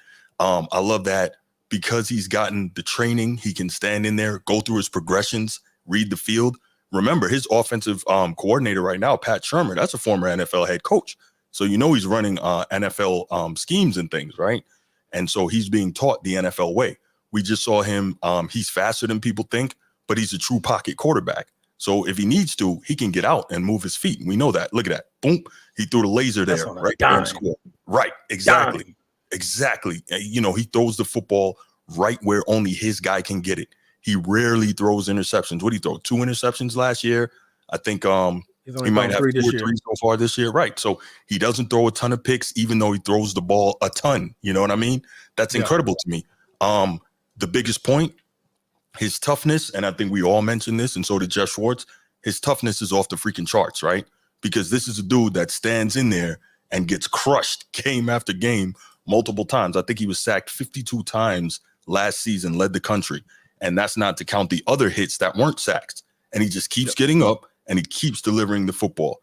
Well, I get it. Sneed, Pat Shurmur's a bum. I'm just saying that he's getting NFL caliber coaching and working in NFL schemes and learning how to do things the NFL way from Pat Shurmur. I'm not saying he's not a bum or that he's great. I'm just saying that Shedeur is around those things, and I think it really is good. Sneed says Shedeur has what it takes to compete in the NFL. I think he's got it all. I think he's got every physical tool you could ask for. I think he's mentally tough. I think he's physically tough. In terms of his game, I really don't see a weakness. I don't. And for me, I would take the guy #1 overall every day and twice on Sundays. I don't see a weakness. Now, of course, I'm not a scout, and I actually spoke to one scout, I think, last year who told me he feels like Shedeur holds the ball too long, etc. But if you look, a big part of that is that the passing concepts in his offense are generally way downfield. Those are deep. Those are usually deep passing concepts. So he's got to hold the ball longer. Or maybe you could say that he's always looking for the big play. I get that. So maybe that's something that, he can learn on the next level, take the check down, take what's available. But he can make every throw, man. And I think Shedeur has no weakness. I love the guy as a prospect. I would take him #1 overall without question, no matter what school he's playing for. I mean, obviously it helps that he's playing in a Power 4 conference school now, but I mean, you get the point. I think he's that good, man. I really do. And I try not to gush over players like that, but I just I watch this dude, and I'm not a Colorado fan per se, but I watch this guy and I'm like, man, he's one of the best quarterbacks I've seen in a long time. Like, for instance, Caleb Williams last year, right? The toughest defense that he played in the last 2 years was Notre Dame last year. Notre Dame beat the brakes off of him, picked him off 3 times, physically punished him, and ended his shot at, running it back as Heisman Trophy winner, right? And he was never the same for the rest of the season. If you watch from that game on, Caleb was never the same. And I say that to say that maybe Caleb has slightly more mobility than Shedeur and slightly more elite arm talent, especially on the move. But he doesn't have, in my estimation, the mental fortitude that Shedeur Sanders has. And I think that's a huge part of it. So, yeah, I think, man, he's just that dude. I don't know what else to say. I don't. You're preaching to the freaking choir. I can tell you that much. I mean, we all see it. I mean, the only thing, the one thing we have something to say about Shedeur isn't even about what he does on the field. Right. know, and that's the media. You know what I mean? Can he handle the questions? You know what I mean? But like I said, all that can be coached. You can get trained and all of those things. I'm just looking at the consistent level of effort, the consistent level of play. The man has thrown 70% completion percentage in 2022, 69.3 in 2023, currently 70.1 in 2024. He's doing this in back-to-back years without an offensive line. With a bad offensive line, when you're looking at quarterback play for a person who throws the ball that much, you're looking for maybe some high interceptions, high fumbles, very, very awful. I mean, not say awful, but not such a good completion percentage, the man's throwing 70%, completed 70% of his passes. Right. He's yet to have a season to where he's thrown over 8 interceptions. Like last 2 seasons, he has 6 interceptions total. Mm-hmm. Like to me, that's good, bro. That shows that he's looking at what the defense is giving him. He doesn't really put the football in harm's way. And like I said, the biggest thing about it, I think it was the USC game last year. They were getting blown out. He was still out there throwing like, nah, bro. Like I'm about to make this close. If not, give us a shot. Refuse. Huh? Right. Like it's yes. Right. Oh, you're agreeing. I'm sorry. I love that. And I think that's kind of the difference you see, like when we. Oh, I apologize. No, I think that's kind of the difference you see, like when we talk about Dak and getting the garbage time, the empty calorie stats. Yeah. With Shedeur, it's different because you always feel like he's really legitimately battling to come back and to try and win that game. You don't always feel that way with Dak Prescott. Nah, because it normally doesn't result in a win. It rarely results in a win. I can't see Shedeur going to Dallas because they did the idiotic thing and gave Dak all that money. I can't see it. No. That doesn't make any sense. Those are my thoughts on Shedeur Sanders. I think it appears that we're kind of on the same page with that. If you guys don't have anything else to add, Gino, you had anything else to add? No, I don't. I think you guys hit it on nail on the head. Yep. All right. Well, I'm gonna put the Steve. I'm gonna put the. He's got to be playing. He's got to be playing. I'm not even gonna. Steve just comes in dropping Woj bombs. Right. She do his booty. Like, wait, what? Yeah. Stop it, Steve. Oh, there we go. Everyone's twerking so hard. Okay, right. That's cool. 904-219-8264. 904-219-8264. It's also scrolling on the bottom of your screen. Give us a call, especially if you're somebody who disagrees with our assessment of Shedeur Sanders. I know I was kind of bloviating and gushing over the guy. Pause. No Diddy, whatever you want to say. But I think he's that good. You rarely hear me talk about a college quarterback that way. I think he's that good. What'd you say, G? Stephon Diggs. Oh, stop. Whoa. Stop it. Stop it. We're not doing that. We're not doing that. Let's get concrete evidence. Wow.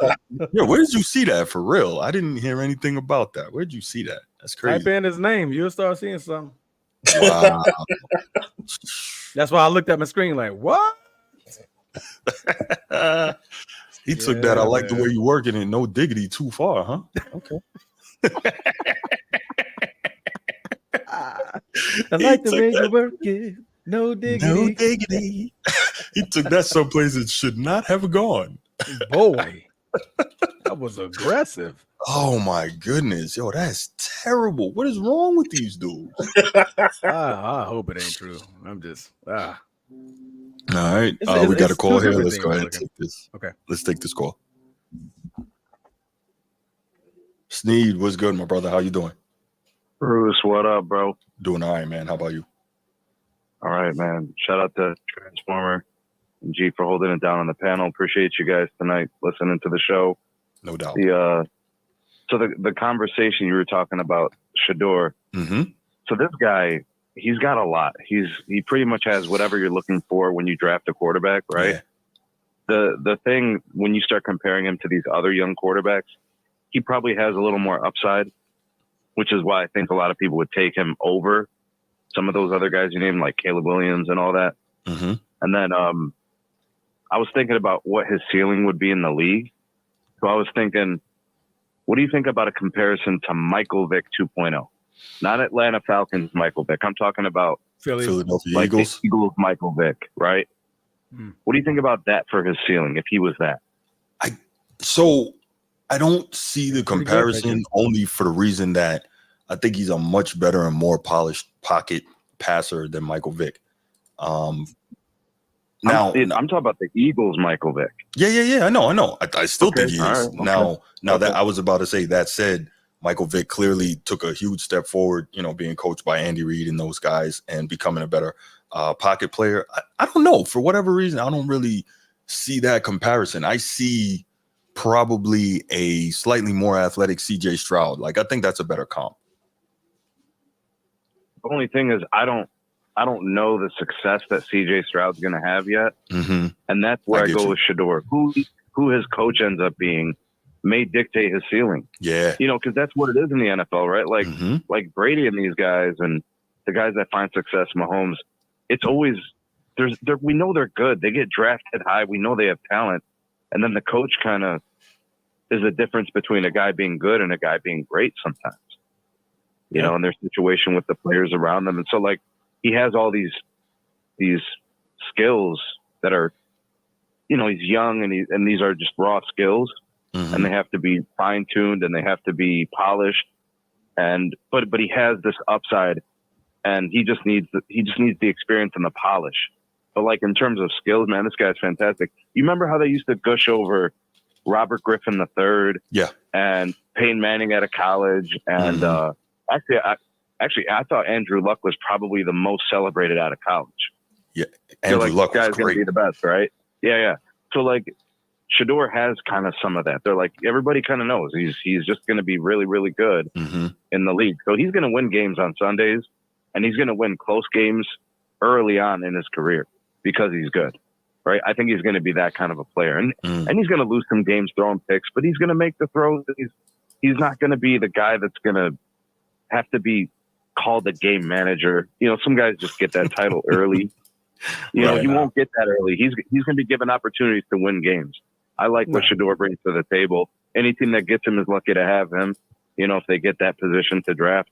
There's only a handful of guys for sure that will be better than him in 5 years. Like, he's going to be good. Yeah. No, I think he's special. I think he's going to be special. I think he hit it on the nose, man. I mean, the ceiling of this kid, man, we don't even know.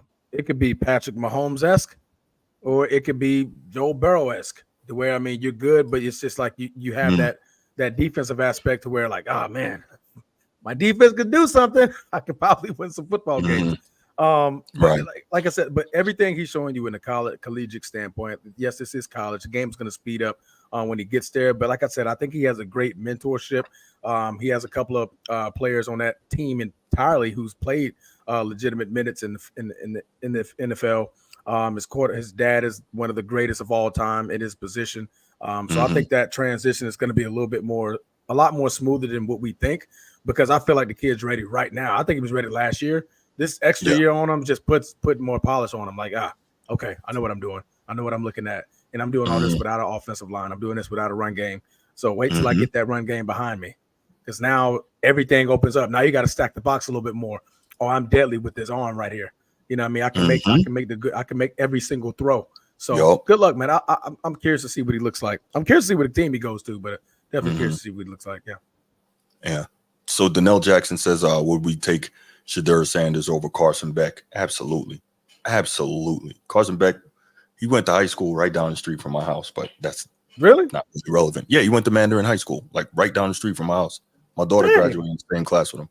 But yeah, so I definitely would take Shedeur over Beck. I don't think there's any question about that. Like, Carson Beck is good, but don't see special, you know. Yeah, he's definitely number one quarterback coming out of college. Football. Yeah. We've seen enough. Yeah, we just seen enough.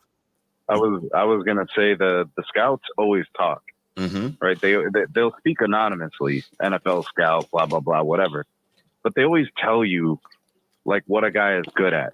And then sometimes you'll see some jockeying and positioning around draft time for certain guys.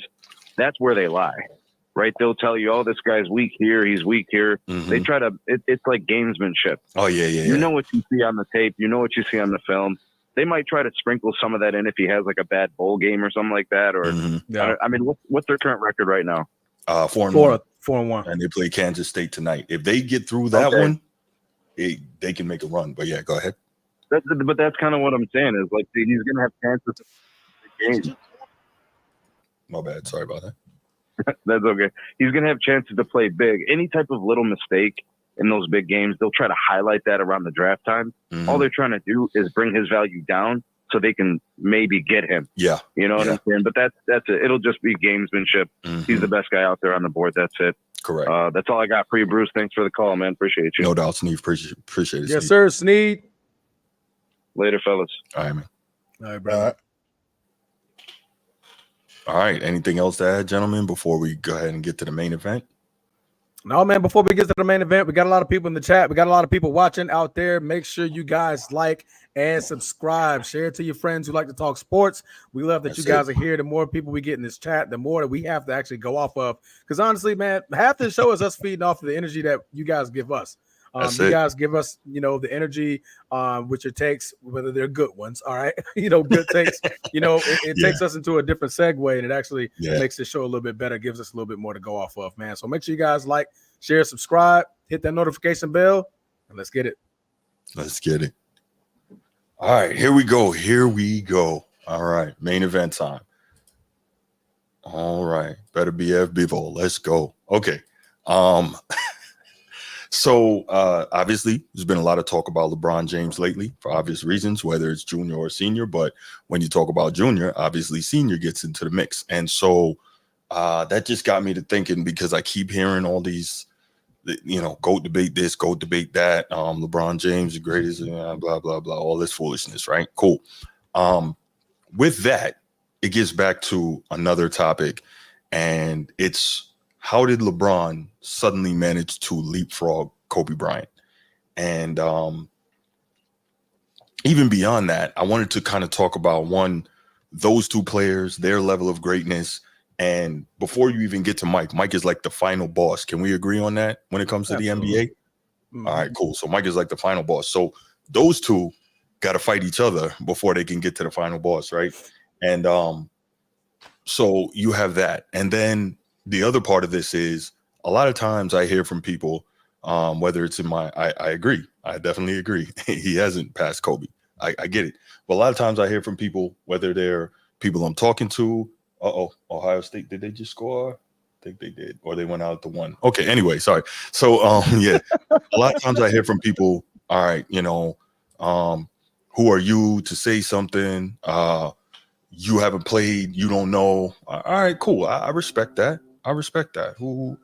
Oh, we got a call. Bruce. Hold on, Bruce. We're gonna get to that, man. We're gonna get to that.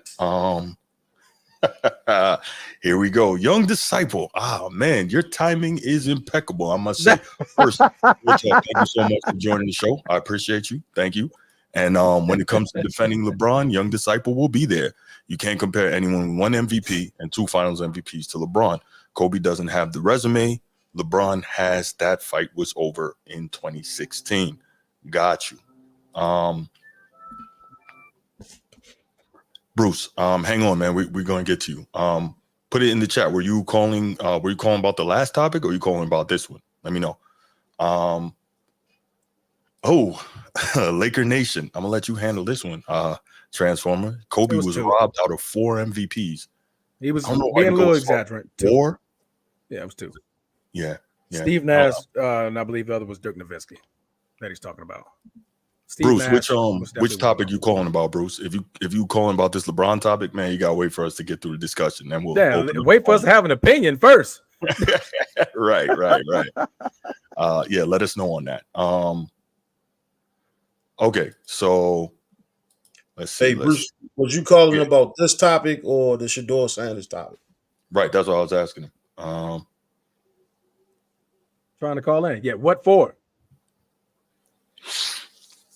Yeah, let him through, bro. Let him through. He hasn't. What topic is he calling for? I don't know. You opened the phone lines, right? No, I didn't. I didn't open the phone lines yet. No, we're gonna get through this. Yeah. Sneed just jumped out the phone. Anyway, where you been, man? You fell asleep?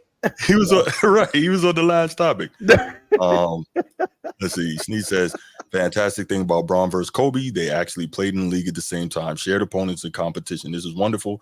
Let's see how crazy some people will look. Yeah, man. We got to get to the numbers first. Y'all not even letting us get there, man. The chat is already going crazy right now. I had a feeling. Let us get to it, man. Kobe didn't deserve the MVP he got. They were the AC before they got Gasol. All right, that's fair. This is big. Edward says, let's keep it a buck here. Colorado incident causes Kobe. That. Might be right. That might have something to do with it. Laker Nation, LeBron chokes in winning time, not on Kobe level. I got a stat for that. Now we got numbers for that. Yeah. I was about to say we can be fair and objective here. That's what we try to do on this show. And you could argue both sides of that coin. Am I right, Transformer? Oh, absolutely. All right. So let's go ahead and let's start it up, man. You are Mr. Laker here on our panel. So I'm definitely Bruce, man, hold on. We gotta get through the topic. Then I'm gonna open the phone lines up for you, bro. I'm about to say let's answer it and see what he got. Yeah, it might be about Colorado. If it's about Colorado, let's let him through. It's about Colorado. We missed that. Because that man was blowing that phone up. He got something to say. Yeah, let me see. Maybe he's not caught up. Yeah, he might be. Go ahead and get it started on this Kobe versus LeBron topic. I'm gonna let you start it off because you're our Laker guy. Boy, this is a lovely conversation, right? Mm-hmm. And I say this with by taking my biasness out of it, I'm not gonna wear my Lakers hat. All right. Why? Because I want to break down the player. Both of these players have done good things throughout their entire careers. Both of them played 20 plus years. Mm-hmm. One of them played for my Lakers the entire career. The other one, I think LeBron played 5-6 years thus far as a Laker. So I'm gonna try to take the Lakers hat off of this. Okay. I'm gonna just break it down strictly to Kobe versus LeBron. Kobe and LeBron played in the same era. For the most part, I believe Bron was drafted in 2003. Kobe drafted in 96. Kobe retired in 2016. LeBron is still kicking, averaging 25 points in here in 2024. So we're 8 years post Kobe being retired. Now, I do say that to say I love both of the games. If you was to honestly pick me having a conversation, whoever I'm going to pick as my GOAT, Kobe will forever be my GOAT. That's not only because of what he did on the basketball court. I say Kobe's my GOAT because of what he's done to me as a person. I love his mentality. I love the way he plays the game. I love his off the field mindset when it comes to the Kobe mentality, the Mamba mentality. So I'm trying to take all of the objectivity about of the play, and I want to keep it strictly about the numbers, about what they did on the court, accolades, championships, yada yada yada. All right, because we can make the argument 5 is better than 4. I'm not even going to talk about championships. I'm gonna just keep that where it's at, right? Mm-hmm. All right. Whew. That was a tough start right there. So now we look at their head-to-head. I like to go head-to-head first, right? Head-to-head, these guys played in 22 basketball games. LeBron leads 16-6, right? Mm-hmm. Is that better or no? That's better. That's better. Quite good, right? So a lot of people like to say, well, Kobe got hurt in his career, so him playing LeBron after 2013, those games really don't count. Well, he only played him 3 times after that injury. So I did a little bit of a breakdown to where I played. I did the one-on-one comparison when they played each other, right? Both full minutes, both pretty much in their prime.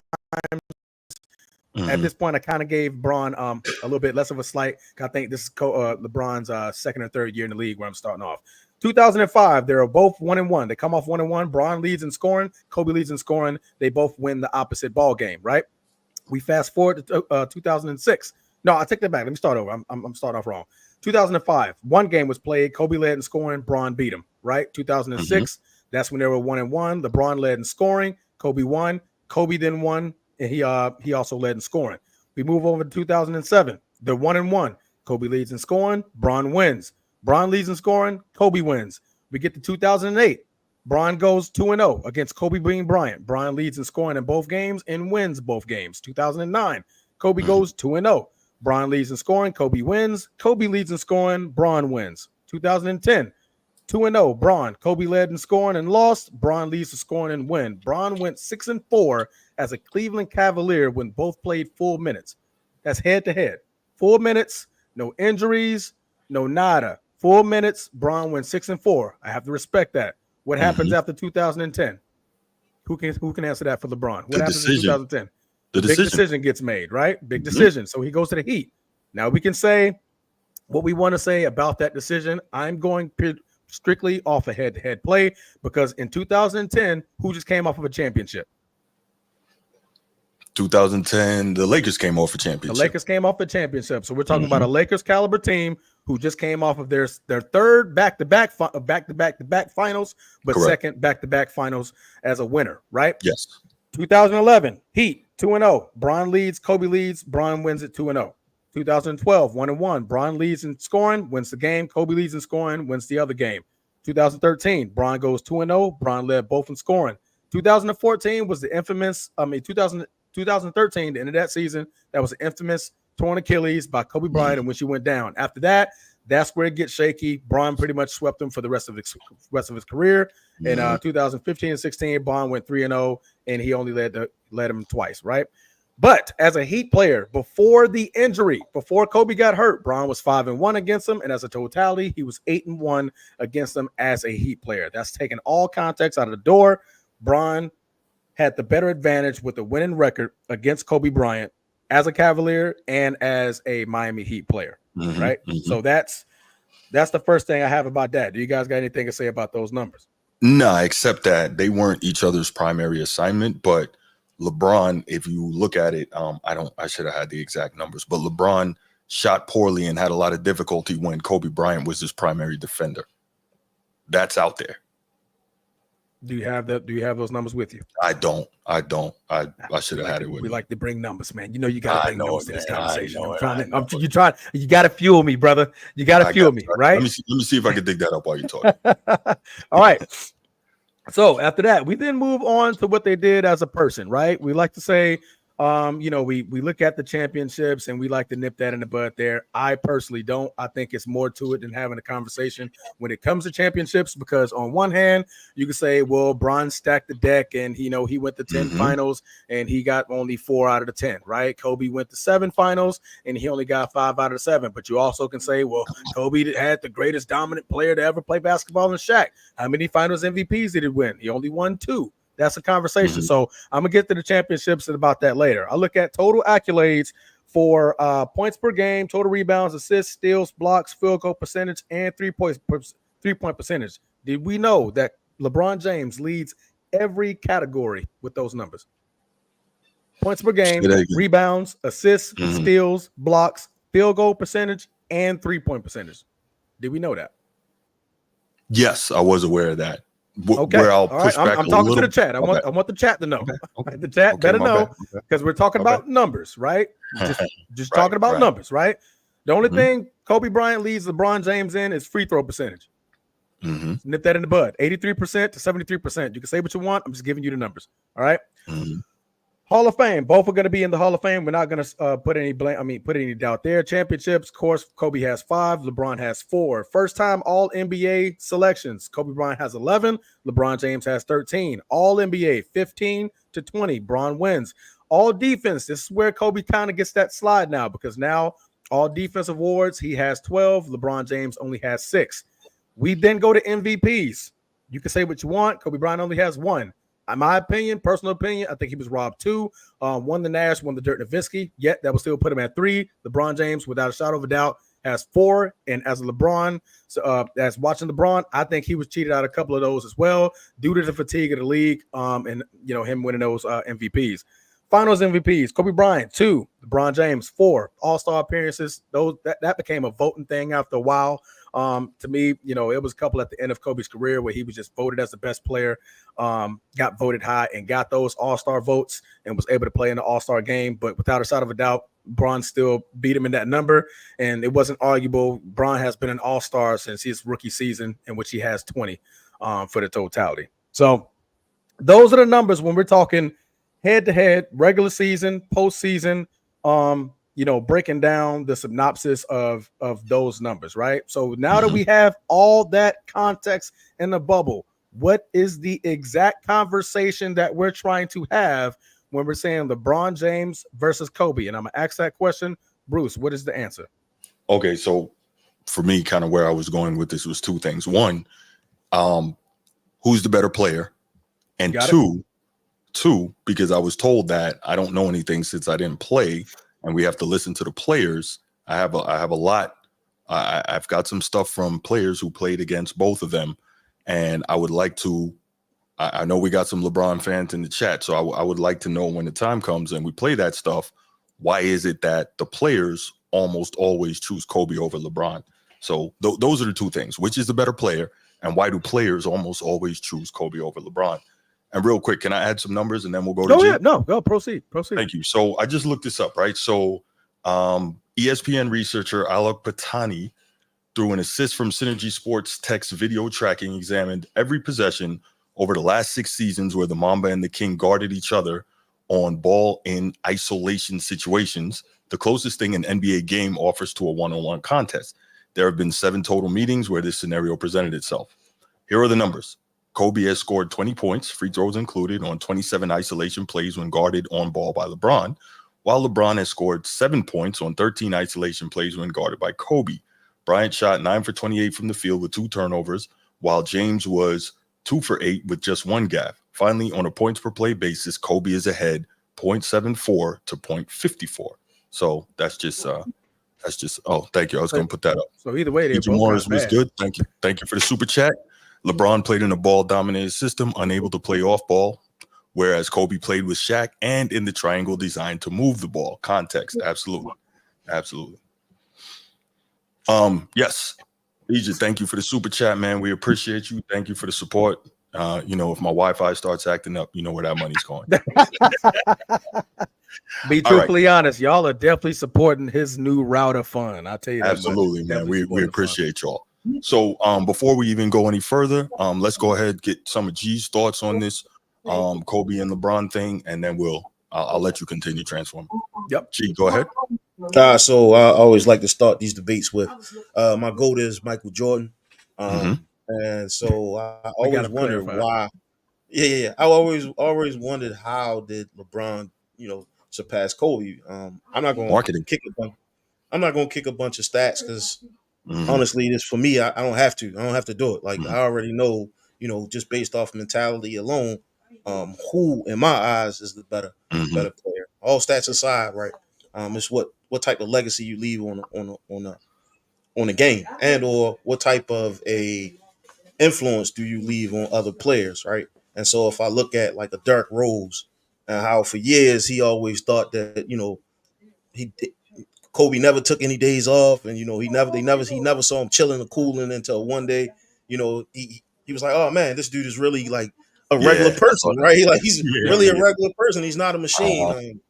I thought that those types of conversations and those types of stories kind of like it bring dividends. Everybody knew Kobe Bryant was going to bring it 100% every time on every game that you had to play against. That's just how it was. He the ultimate competitor when it comes to the 2-guard position. And so just based off of those 2 key points, I think definitely without question. When you look at a closer in the last, in the fourth quarter, you got to think about Kobe Bryant, man, and what he brings, his legacy brought to the game. I will say in Kobe and LeBron's defense, he's been a grown man since he was like 13 to 14, striking fear in everybody's hearts. But it's just kind of how his influence on the game is what I believe changed. Like you can have all these stats, and now the accusation of him and Westbrook. Him making Westbrook the bad guy so he can pass him on a triple double or something like that. Yeah.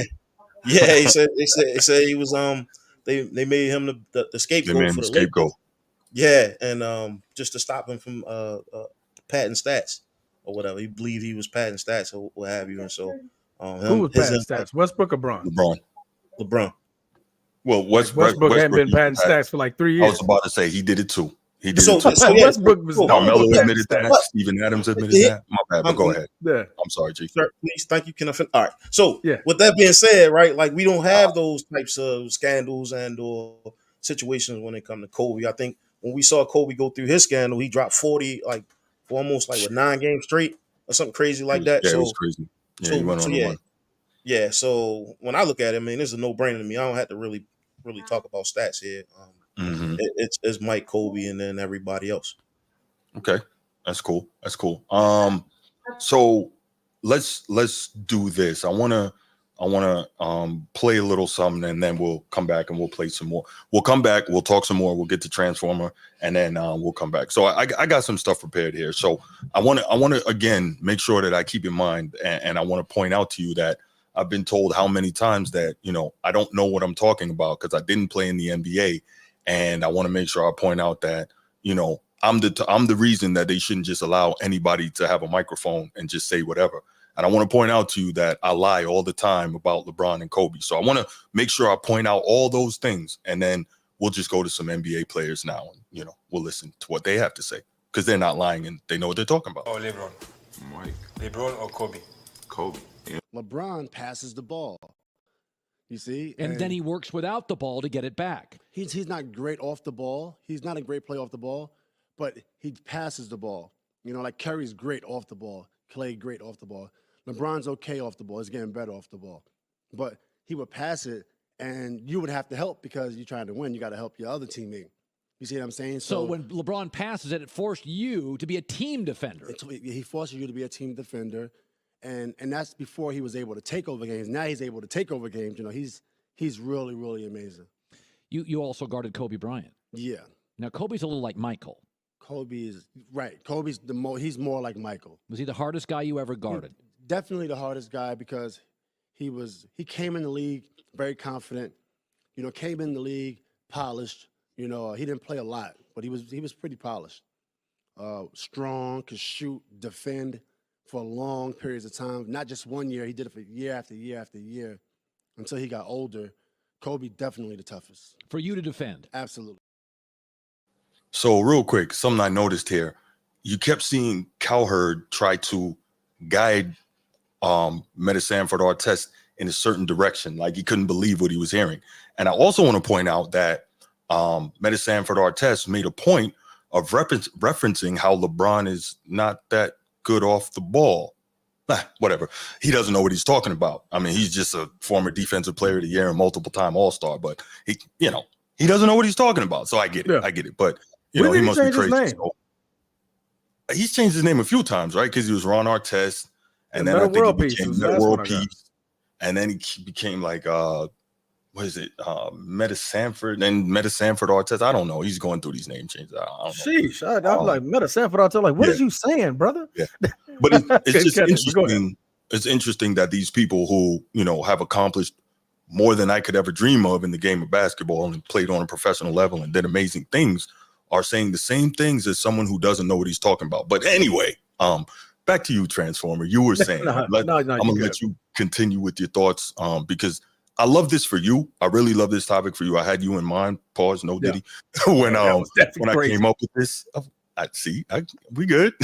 But no, in all seriousness, because you're our Laker guy, right? And we respect that. And I know that you kind of have that up close and personal view of both of these guys. Now, of course, if you love basketball, you have an up close and personal view, but even you more so out of the people on this panel. So, but go ahead.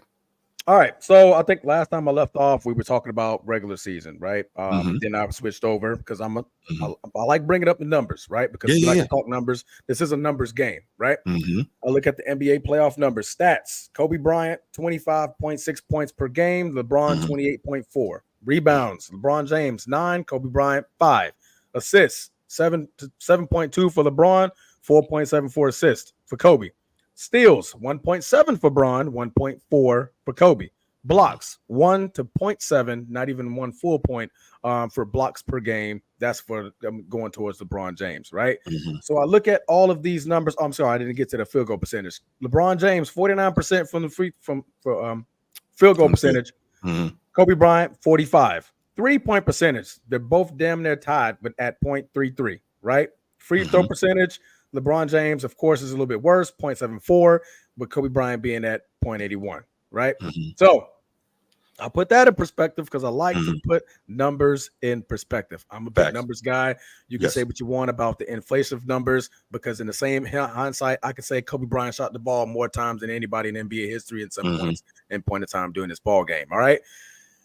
Then there's a different side of the basketball that we're talking about, and G was referencing at this point. Go ahead. Before you about to go into defense? No. Okay. Well, real quick, before you get into that, people love to talk about quote unquote efficiency when it comes to LeBron because he shoots a higher field goal percentage for his career than Kobe, about 50 to 45, 44, right? And that's true. However, again, that gets taken out of context, and it's not that LeBron has not made, obviously a high percentage of his shots for a quote unquote perimeter player during his career. But if we do the research, LeBron has taken the bulk of his field goal attempts within 0 to 3 feet of the rim. Not my opinion. You could just look that up.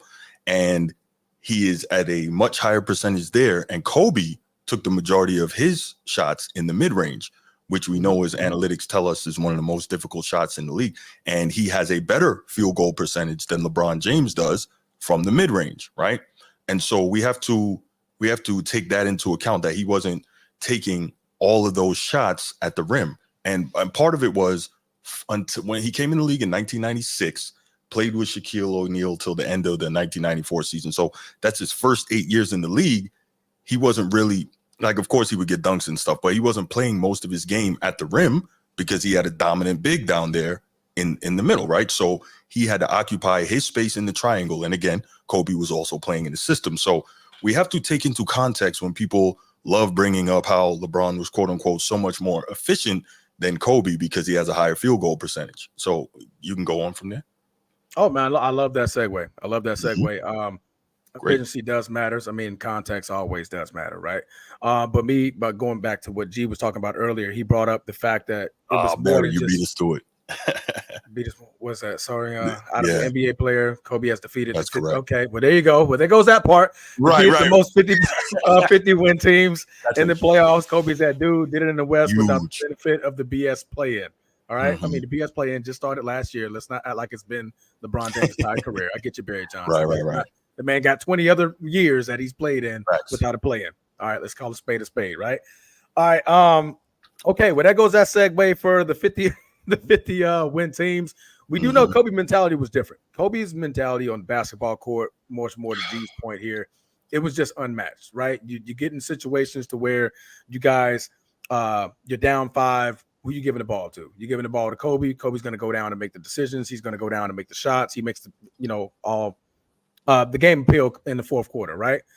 That's his mentality. What is LeBron's mentality? LeBron's mentality is more team-oriented or a pass-heavy. Like people call it shying away. To me, I like to break down basketball as it is. I say Bron makes the better play, the better option. He doesn't necessarily put the ball on his shoulders and has to shoot it all the time. Because like he said, I mean, like we said before, we say it time and time again, Bron is not known as a shooter. He's not known as a free throw shooter. He's not known as a clutch shooter. He's known as a great decision maker. I always give him that benefit of the doubt towards the end of the game, because the passes he does make, they're wide open. They're great looks. You're expecting your teammates to kind of bail you out, because LeBron James is the only person that's been bailed out before. Kobe Bryant has been bailed out by multiple people. We're talking Robert Horry, Big Shot Bob, Derek Fisher, big shots there. So there's been plenty of times where Kobe needed that assist, and it came off of a shot that he missed, and they still happened to get the ball back, and his teammate was able to win the game. So I'm not going to go around saying that Robert Horry saved Kobe's legacy. Derek Fisher saved Kobe's legacy. So I have to be fair, right? Because Kobe did a lot to put that team in position to have that shot to be possible. Bron did the same thing to his teams in those games, to where that shot is possible. That shot is not possible if he doesn't step up in the fourth quarter, right? I say it all the same because we go into my next segue in elimination games. LeBron James, where is it at? I just had the numbers up, and I just believe me and you were just talking about this before. Career elimination games. God damn it, Bruce, do you have the numbers for me? I think I deleted it on accident. All right, there we go. 34 points per game, 11 rebounds, 7.5 assists, 2 steals, 1 block. That's in closeout games, 28 closeout games where he could have got eliminated in the playoffs. So can I say this? This is going to surprise you. LeBron is without question one of the best Game 7 players, if not the best Game 7 player ever, and one of the best elimination game players ever. Like, that's just, it is what it is. Like, you don't have to be a fan to acknowledge that. You just have to be objective and have watched basketball. He is arguably one of the best closeout players ever, and probably the best Game 7 player ever. So, yeah, I just want to. No, absolutely. And that pretty much goes into my point, where we give that mentality to Kobe, right? We say, Kobe, man, eliminate. Like, you don't want to get Kobe against the ropes. He's going to throw the hardest blow. He's going to come out with the check hook, and you knocked out.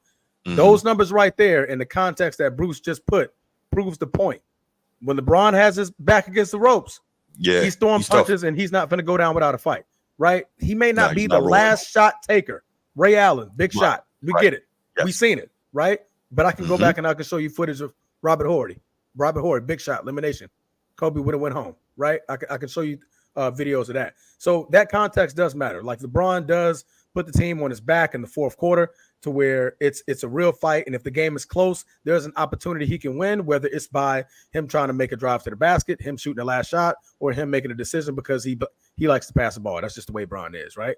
So to me, it's a lot of context, right? And I'm trying to keep my Lakers hat off more than anything because everybody knows how much I love Kobe Bryant. But man, I'm objective, brother. I'm very objective.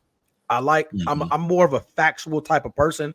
I take feelings and okay, well, what if he would have did that? Or what if, because I can play the what if game for both sides, right? Because I look at Kobe's career, right? Kobe has five NBA finals, right? But only 2 finals MVPs. Why? He had the most dominant player on the team from 2001 to 2000 to 2002, including 2001 season, right? LeBron James never had nobody outshine him in a playoff series. Let alone playoff series or a playoff team. He's never had nobody outshine him in a win in the finals when he wins, right? Well, to win the finals, okay, I got you. I'm talking about in the wins. I'm talking about the 5 versus 4. Talk about Wade in 11. And no. We're talking 5 versus 4, right? Kyrie was right there with him in 2016, but I get your point. We're talking 5 versus 4, right? And the 5 that Kobe won, the 4 that LeBron James won. I got you. You know what I mean? Out of 3 of those, Kobe Bryant was arguably close to Shaq, but the person who was getting the ball, the person who was the most dominant factor, the most centerpiece on the team was Shaquille O'Neal. LeBron James's 4 championships, who was the center, right? Like who was the focal point? Who was the reason why, or the primary reason why you were winning those ball games, right? What were you about to say, Bruce? Let me just interrupt real quick, and then we got to let G get in. Young disciple. I hear you. When did 50 wins become the standard? Winning 50 games in a season doesn't mean ish. He led teams to 2 chips and 3D playoff runs. That's it. So here's the deal. The reason that we're pointing to the 50 win stat is because that shows the difficulty of the competition you face in a particular playoff run. So just to make a point, without Shaq, he won 59 games against 50 win teams in the playoffs, right? As well, he beat more 50-win teams in the playoffs between 2008 and 2010 than Magic Johnson, who I have as a top 5 player of all time, beat in his entire career in the playoffs. Like the paths weren't easy for Kobe to get those chips. That's what we're saying. So it's not necessarily 50-win teams. No, what we're saying is, see, here we go. Young Disciple says that's Shaq's 3-peat. Do you think Shaq gets those without Kobe? No. Like, are we serious? Like Kobe was 1A on those teams. Like we know that in those first finals against the Pacers in 2000, correct? Yes, Pacers in 2000. And Transformer tell you this: when Shaq fouled out in Game 4, that could have been the turning point of the series. That could have tied the series at 2. Kobe said, "I got this." Kobe took over, right?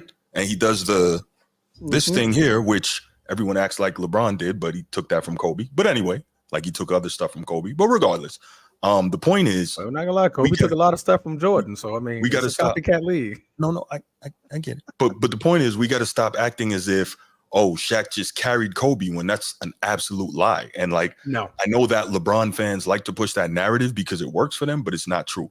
G, let's get you in here, man. You've been quiet for a minute. Kind of your thoughts on what we've addressed so far. So yeah, again, I got Kobe over LeBron, slight edge, and it's strictly based off of how entertaining he was when he was alive and what he brought to the game and how he made other players want to be better defenders and how he kept his team in check. It just reminded me a lot like Mike, just his mentality and how he looked at the game. It wasn't we cool. We working out this summer, none of that. Kobe never really worked out with anybody in the off season. You know, everybody was his enemy. And as a fan, right? Like I was never a Lakers fan. My son is always he's always been he's always been a Lakers fan, and so Kobe's his guy. I remember buying all these jerseys, these Kobe jerseys for him. But I never really got into the whole Kobe thing until I started like really like watching Kobe like destroy people, man. Like. That was just something he always did. He never really had a problem with it either. Like even Yeah, man. Even anytime those Eastern Conference teams kind of played up against them, man, it just seemed like they always got the best of them. So that's my 2 cents. That's a fact. For me, like it was just a better watch. It was just a better watch.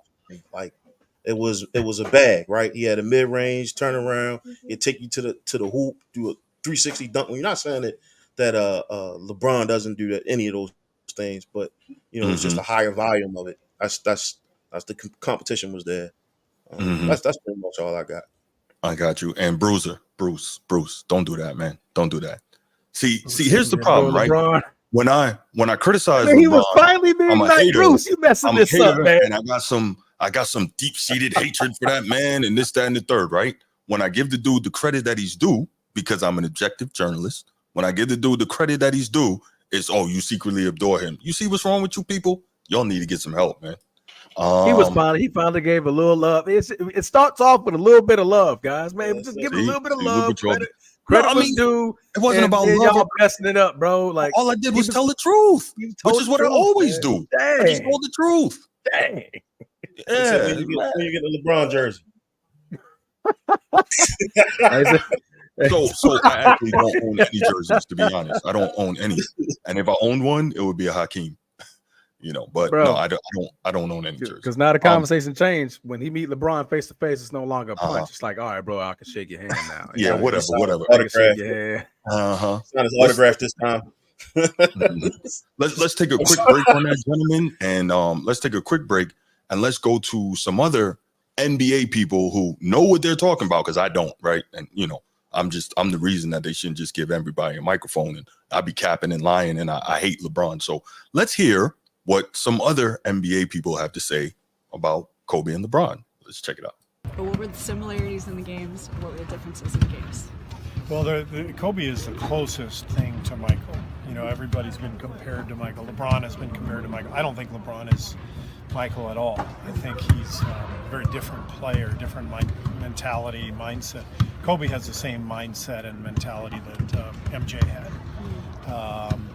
The assassin, I'm going to rip your throat out with my scoring, low post, dominant fadeaway jumper, footwork. I thought Kobe's footwork was one of the best parts of his game, probably the most underrated, because everybody focused on his shooting and his athleticism, but his footwork got him open.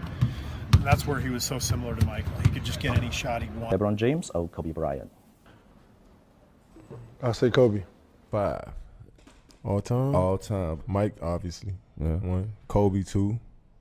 Shaq, 3. Hakeem, 4. And Magic. Ooh. Okay, so are we shocked about the KD one though? Well, listen. I think we can all agree KD is a top 20 player of all time, right? Can we agree on that? I'll give me top 15. Yeah. Okay, fine. I could probably put him in 15 somewhere. Can we agree that KD probably knows what he's talking about when it comes to basketball? Because I don't. So, I have to defer to those who do. Players, right? Yeah. Okay, cool. He's a top 75 player, right? Yeah. So this is interesting, right? So let me just point this out real quick. We now have a number of NBA people, players, coaches, who are talking about the Kobe and LeBron, and not one of them has said LeBron is better than Kobe. What's going on? They a bunch of haters, man. Tell them to stop hating, Transformer. In defense, Steve Kerr didn't say that. Steve Kerr was just saying the differences of Kobe and Jordan. Mm-hmm. I mean, Kobe and Bron. He didn't say who was better. He said he's the closest thing to Mike, right? Yeah. And Steve in Kerr comparison, played with Mike, right? So what does that mean? But there's a difference between saying something, just saying, and comparing something, right? Because I mean, we've said this all the time, right? I don't like comparing Jordan to Bron to Jordan. Oh, I hate it. It's not even the same type of player. I agree. It's not even close. Like what Michael Jordan was asked to do with the basketball was nowhere near the same with what Bron was asked to do with the basketball. I say football, didn't I? Asked to do with the basketball. Bron wasn't that. The closest thing we're ever going to see to Jordan is forever going to be Kobe. You know what I mean? It's forever going to be Kobe. You're talking about, there was a video right when Kobe was retiring. They had the side by side and they just switched the they switched the jerseys on the type of shots that they made in closeout games, final shots, like pull-up jumpers, and it was literally the exact same movement. That was whoever cut that edit. That was beautiful. It was beautiful, right? Because it was like it's the exact same player. I mean, it's the exact opposite player, which is putting a different jersey on it, and it looks just like it, right? So I mean, that's forever going to be the blueprint of. The only comparison that I can ever give to Michael Jordan ever is going to be Kobe Bryant, right? But I think what Steve Kerr was saying, like, why are we comparing him to Jordan when he's nothing like him? Right, very, very pass first. He's dominant with the ball. He brings the ball up the court. The game doesn't move without him, right? You know, Jordan and Kobe, they developed in the triangle, inside outside. Like, all right, bounce. Like Shaq gets the ball, tossing it back outside. You know, it was a different touch to the game. Bron literally is patting the ball for 16 seconds of the 24 that's available, right? So you know that's different to me. KD, I mean, I get why I get why KD say that. Right. You know? Yeah, let's take a second to acknowledge my top 5 either. Right. let's take a second to acknowledge Nino. Appreciate the super chat, man. You definitely show us love. Really appreciate the support. Appreciate you always tuning in and dropping your hard-earned coin, man. Thank you so much for that, Nino. And you know we appreciate you always, man. So gotta make sure we show love to him. Yes. So I interrupted you. No, you good. Got some more commentary from some players. You got more? I think you were saying I said that was it right now. Okay. Now. Go ahead. Okay. All right. So yeah, like I said, to me, and this is the thing, people for whatever reason won't acknowledge that Kobe was the far better man-on defender. And I think that's important because there's two sides of the game of basketball, right? He was the far better defender. And we keep going with this, LeBron could defend all 5 positions. So let me say this first. LeBron can defend all 5 positions in modern basketball because most of these guys are around the same size, right? They're all between like 6'3" and 6'10", right? For the most part. Now, you got some taller, you got some shorter, but for the most part, most of these guys are around the same size. Now, the question is, ever heard the expression, jack of all trades, master of none? Yeah. Right. So when it comes to defense and quote unquote defending all 5 positions, that's LeBron because he doesn't actually lock people up. You know what I'm saying? He could defend because he's super athletic and he has the physical size to defend those different positions. But is he really locking anybody up? Now, you'll hear the narrative, oh, he locked up prime MVP D Rose. No, he didn't. He stayed away from D Rose until selected stretches in the 4th quarter. And then he went and defended him after he pretty much saved his defensive energy for the whole game. And then he said, oh, I locked him up. That's not locking somebody up. Locking somebody up is saying, this is my assignment. I want this for the whole game. And you're controlling that player and keeping them under what they normally do or well under, right? What Ron Artest did was locking people up. What Michael Jordan did and Scottie Pippen and Kawhi Leonard, the claw, and Gary Payton, the glove, what those guys did, Joe Dumars, that was locking people up, right?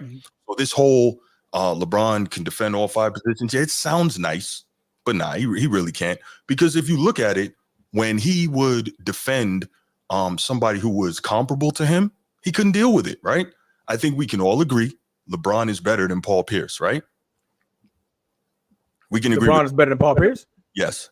I mean, yeah. I mean, anybody else that's not named Kobe or Jordan don't belong in the conversation. Well, that's a different thing. But we all agree that LeBron is probably a lot better than Paul Pierce. Cool. Then why couldn't he lock up Paul Pierce? Paul Pierce was handing him work. Why couldn't he do that? He couldn't lock up Kawhi Leonard. Kawhi Leonard won a finals MVP off of this dude. So like this whole, he can't lock up Kevin Durant. So if you get players that are offensively gifted or comparable to him, he couldn't lock up Paul George. So I keep saying it, this whole narrative of LeBron was an elite defender, nah. LeBron was uber athletic. LeBron was a great help defender. He's not locking people up. So we got to stop this. We got to stop this. It's the evidence is not there, right? The evidence is not there. All right, cool. Where was I going next? Okay, so let's, you know what? While I try to get my train of thought back together, let's do this because I don't know what I'm talking about. And I'm sorry I keep lying to y'all. I'm really sorry I keep lying to y'all. But what I'm going to do is I'm going to defer to some people who do know what they're talking about. Is that cool, G? Is that cool, Transformer? Can I do that? Absolutely, man. Go ahead. I appreciate it. So I'm going to defer to some people who know what they're talking about because they played on the highest level and I never play. I don't know anything. I'd be lying and capping and all that. So, let's get some people who tell the truth, who know what they're talking about. Let's go. You could have picked any current player right now to play with for an entire season. Who would you have picked? Probably Kobe, because the fact that he's well, of course, he wouldn't have been shooting as much as he does now. Yeah, you would have had to talk with him. His desire to win, his dedication in the offseason to get better, and he's just tough. He's just a tough cat. But if you want to have fun like I did with Bill Walton, you play with LeBron. Really? It'd been probably more fun to play with LeBron. But if you want to win and win and win, it's Kobe. Who's better? Probably Kobe. I mean, all around, he's just a better player in a sense of skill work, knowledge, But it's hard to knock what LeBron does. I mean, LeBron is amazing. What he's good at that's what he is. I'm Team Kobe. But that's just me. I played against both guys. More Kobe being in the West, seeing that firsthand, taking nothing away from LeBron, but I'm Team Kobe. Because? Just mentality. He's the closest thing, in my opinion, to Michael Jordan. Wow. So, I know none of those. Wait, my bad. So I guess now the next argument is that none of those guys know what they're talking about, right? I mean, somebody help me out here because I'm a hater. I don't know what I'm talking about, but the people that do keep backing up what I say. Somebody help me out. Explain that, please. Are you asking one of us? Somebody. Help me out because I really don't understand. People are gonna have their opinion, right? Everybody's entitled to your own opinion. I look at some of the personnel that you were, interviewing in those segments, right? Their biggest thing was the thing is that they're not going to say is that they're picking Kobe because of Jordan, right? If you look at what Kenyon Martin said, and you look at what Larry Bird said, they both mentioned Jordan. That's not the question. The Kobe was who's better, Kobe or LeBron? What the closest thing you're going to see to Kobe is see to Jordan was Kobe. You know what I mean? So I think everybody has that imprint of Kobe's the GOAT, right? Who's the closest thing I can get to the GOAT? That's Kobe. So I'm a side with Kobe off his mentality and the way he can. The way he's that phenom when he has the ball in his hands, right? So I'm curious to see if Jordan was to never play before Kobe and Bron, what would the conversation be then? Because now you don't have that mental comparison of like, damn man, Kobe is Jordan, Jordan is Kobe. Like that, you have that mentality and the mindset wise, and then you go and you look at, well, man, LeBron ain't shit like neither one of those players. So of course I'm gonna put Kobe over that. I'm curious if that's also an implanted thing in the back of our minds that we look at, right? So, but yeah. Okay, so I make a good points, man. Appreciate you. No, you made a good point. I'm sorry, I was reading this. So, Young Disciple says, "You pulling tapes from a decade ago while LeBron was still climbing. Let's check the list now. Not one credible publication has Kobe over LeBron." So, here's the thing. That Kenyon Martin was like 7-8 years ago. No, I got it. But here's the thing, though, right? Kenyon Martin recently also said still Kobe, but that's fine. Young Disciple is one of those people that told me I don't know what I'm talking about because I didn't play. He's told me repeatedly that I don't know basketball. So I got here, I compiled a number of people who clearly do know basketball, but you see how the goalpost moves now? You see how the goalpost moves, right? Yeah. This is what happens because y'all know me. I don't play around. I get the evidence. I keep receipts. Y'all know I'm petty like that, right? So when it comes to it, and then all of a sudden it's, now not one credible production has Kobe over LeBron. Oh, okay, that's cool. That's cool. But no, but okay. So let's look at this, right? Here's the thing, right? When it comes to Kobe and LeBron, let's now look at just how these guys played, right? Would we really say? Can we really say, first of all, if you're better on both ends, right? So, okay, let me back up. if Kobe is the better defender, as is evidenced by 9-time first team All NBA defense, right? He's the better defender. And he is let's just say, for the sake of argument, he's a comparable offensive player. How can LeBron be better than him if he's better on one side of the ball and roughly the same on the other? How can LeBron be better? That doesn't, you see what I'm saying? That doesn't add up. And this is not about taking a shot at LeBron. This is about, okay, this is common sense here. It doesn't work that way. You tracking what I'm saying? In a sense, yeah. Mm-hmm. Okay, tell me where I'm wrong. Let's do that. Tell me where I'm wrong. G. What'd you say, G? I'm sorry. What'd you say? No, I said absolutely. I agree. Yeah, I'm just trying to figure that out. And so, okay, so now let's just look at, because we like to look at offense, because everyone likes to look at offense, scoring points and all that. Offense, cool. We know LeBron has a higher field goal percentage. We know that. Okay, he shoots a higher percentage. He also shoots a higher percentage from three for his career. Cool.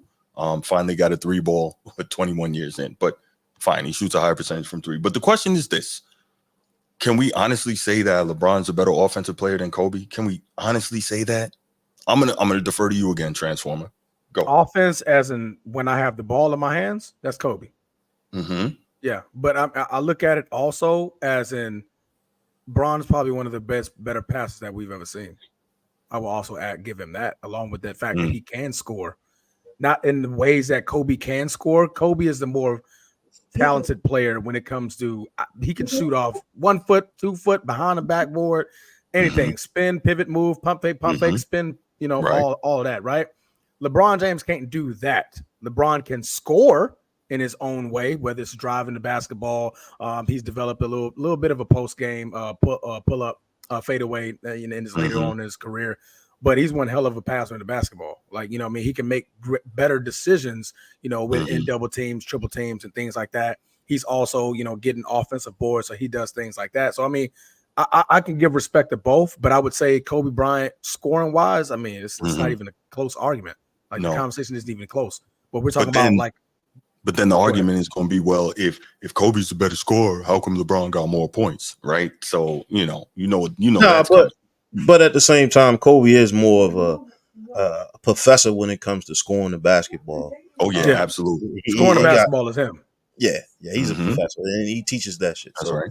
Yeah, that's right. You can actually buy his tape. My bad. Right, Sneed. I see your comment. They not roughly the same in offense. The reason that I worded it that way, I wanted to make sure I worded it that way specifically for the point of when you have LeBron having the higher 3-point percentage, the higher field goal percentage, having scored more career points, and having a higher career points per game average, that's what's going to be said. Now, a lot of the people who say that lack the context of, for instance, when Kobe came into the league, it was a different league. He had a coach that didn't believe in playing rookies. He comes into the league, the starting 2 guard on that team is already a 3rd-team All-NBA guy and an All-NBA defensive guy. So there's all these things in place that are keeping Kobe from immediately getting going, right? But, that's context that a lot of LeBron fans are not going to be wanting to hear. So, yeah, when it comes to Kobe, I think, like, just watching the dude play, he was far superior. Now, people argue the assist thing, right? Kobe played a good portion of his career in the triangle offense. And what people don't realize, for whatever reason, I guess because they're not paying attention or it doesn't work for their narrative, nobody in the triangle offense averages high assist numbers. They just don't, because of the way the offense works. It's read and react. Anybody can make the pass that leads to a score. It's not one person holding on to the ball, dominating the ball, making all the decisions, and having to be the system. It is a system in which you need to play. And it is a system in which you need certain skills to be able to play. Hence LeBron not, anyway. But that's part continue. of No, what was that? Continue on to that. What were you going to say? Well, I was going to say that LeBron has difficulty playing within a system. He has to be the system. Everywhere he goes, the system has to change to be around him. And that's another reason why this nonsensical, well, LeBron never had a Coach Pop. He never had a Phil Jackson or any of those guys. Yeah, he couldn't have, because he couldn't have played in the system. And we have 22 years now of evidence of that. But now, and every coach who tried to put him in a system, he got them fired. Go ahead. But I would also say And because I like to play devil's advocate here. I love both. Yeah. No, it's all good. It's all I like good. to play both. We've never seen Kobe win without Phil. That's true. When Phil left, that's true. It went to crap. That's when true. Phil left again the second time, it went to crap because Kobe only knew how to play one way, and that was in the triangle offense, right? So I mean, we can make that same argument. I mean, Bron only knows one way to play. I like the ball got to be in my hands when he played through me, right? Kobe only knew how to play one way, the triangle offense. We see every time Phil left, why do you think he cried? Hey, go get Phil. Phil came back. What immediately happened? Finals. Yeah. You know what I'm saying? Once he left, it went back to whatever it was. Like, man, we're just gonna find a way to make it work. Now the front office don't know what they're doing. It was a bunch of chaos. It got chaotic without him being there. So I'm just saying, like, we could say that about Kobe, just like we could say that about LeBron. We only seen LeBron win one way. We only saw Kobe win one way. Hey, young disciple, quick question: Was Eddie Jones coach as a rookie? Del Harris? I'm not sure. If you could check that out, I'd appreciate it. Also, my bad. Did you see Eddie Jones did start?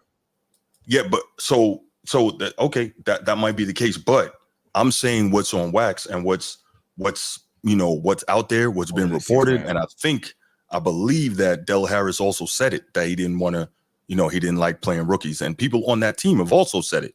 So if I'm lying after them. Yeah, but I think he didn't want to play rookies out of high school.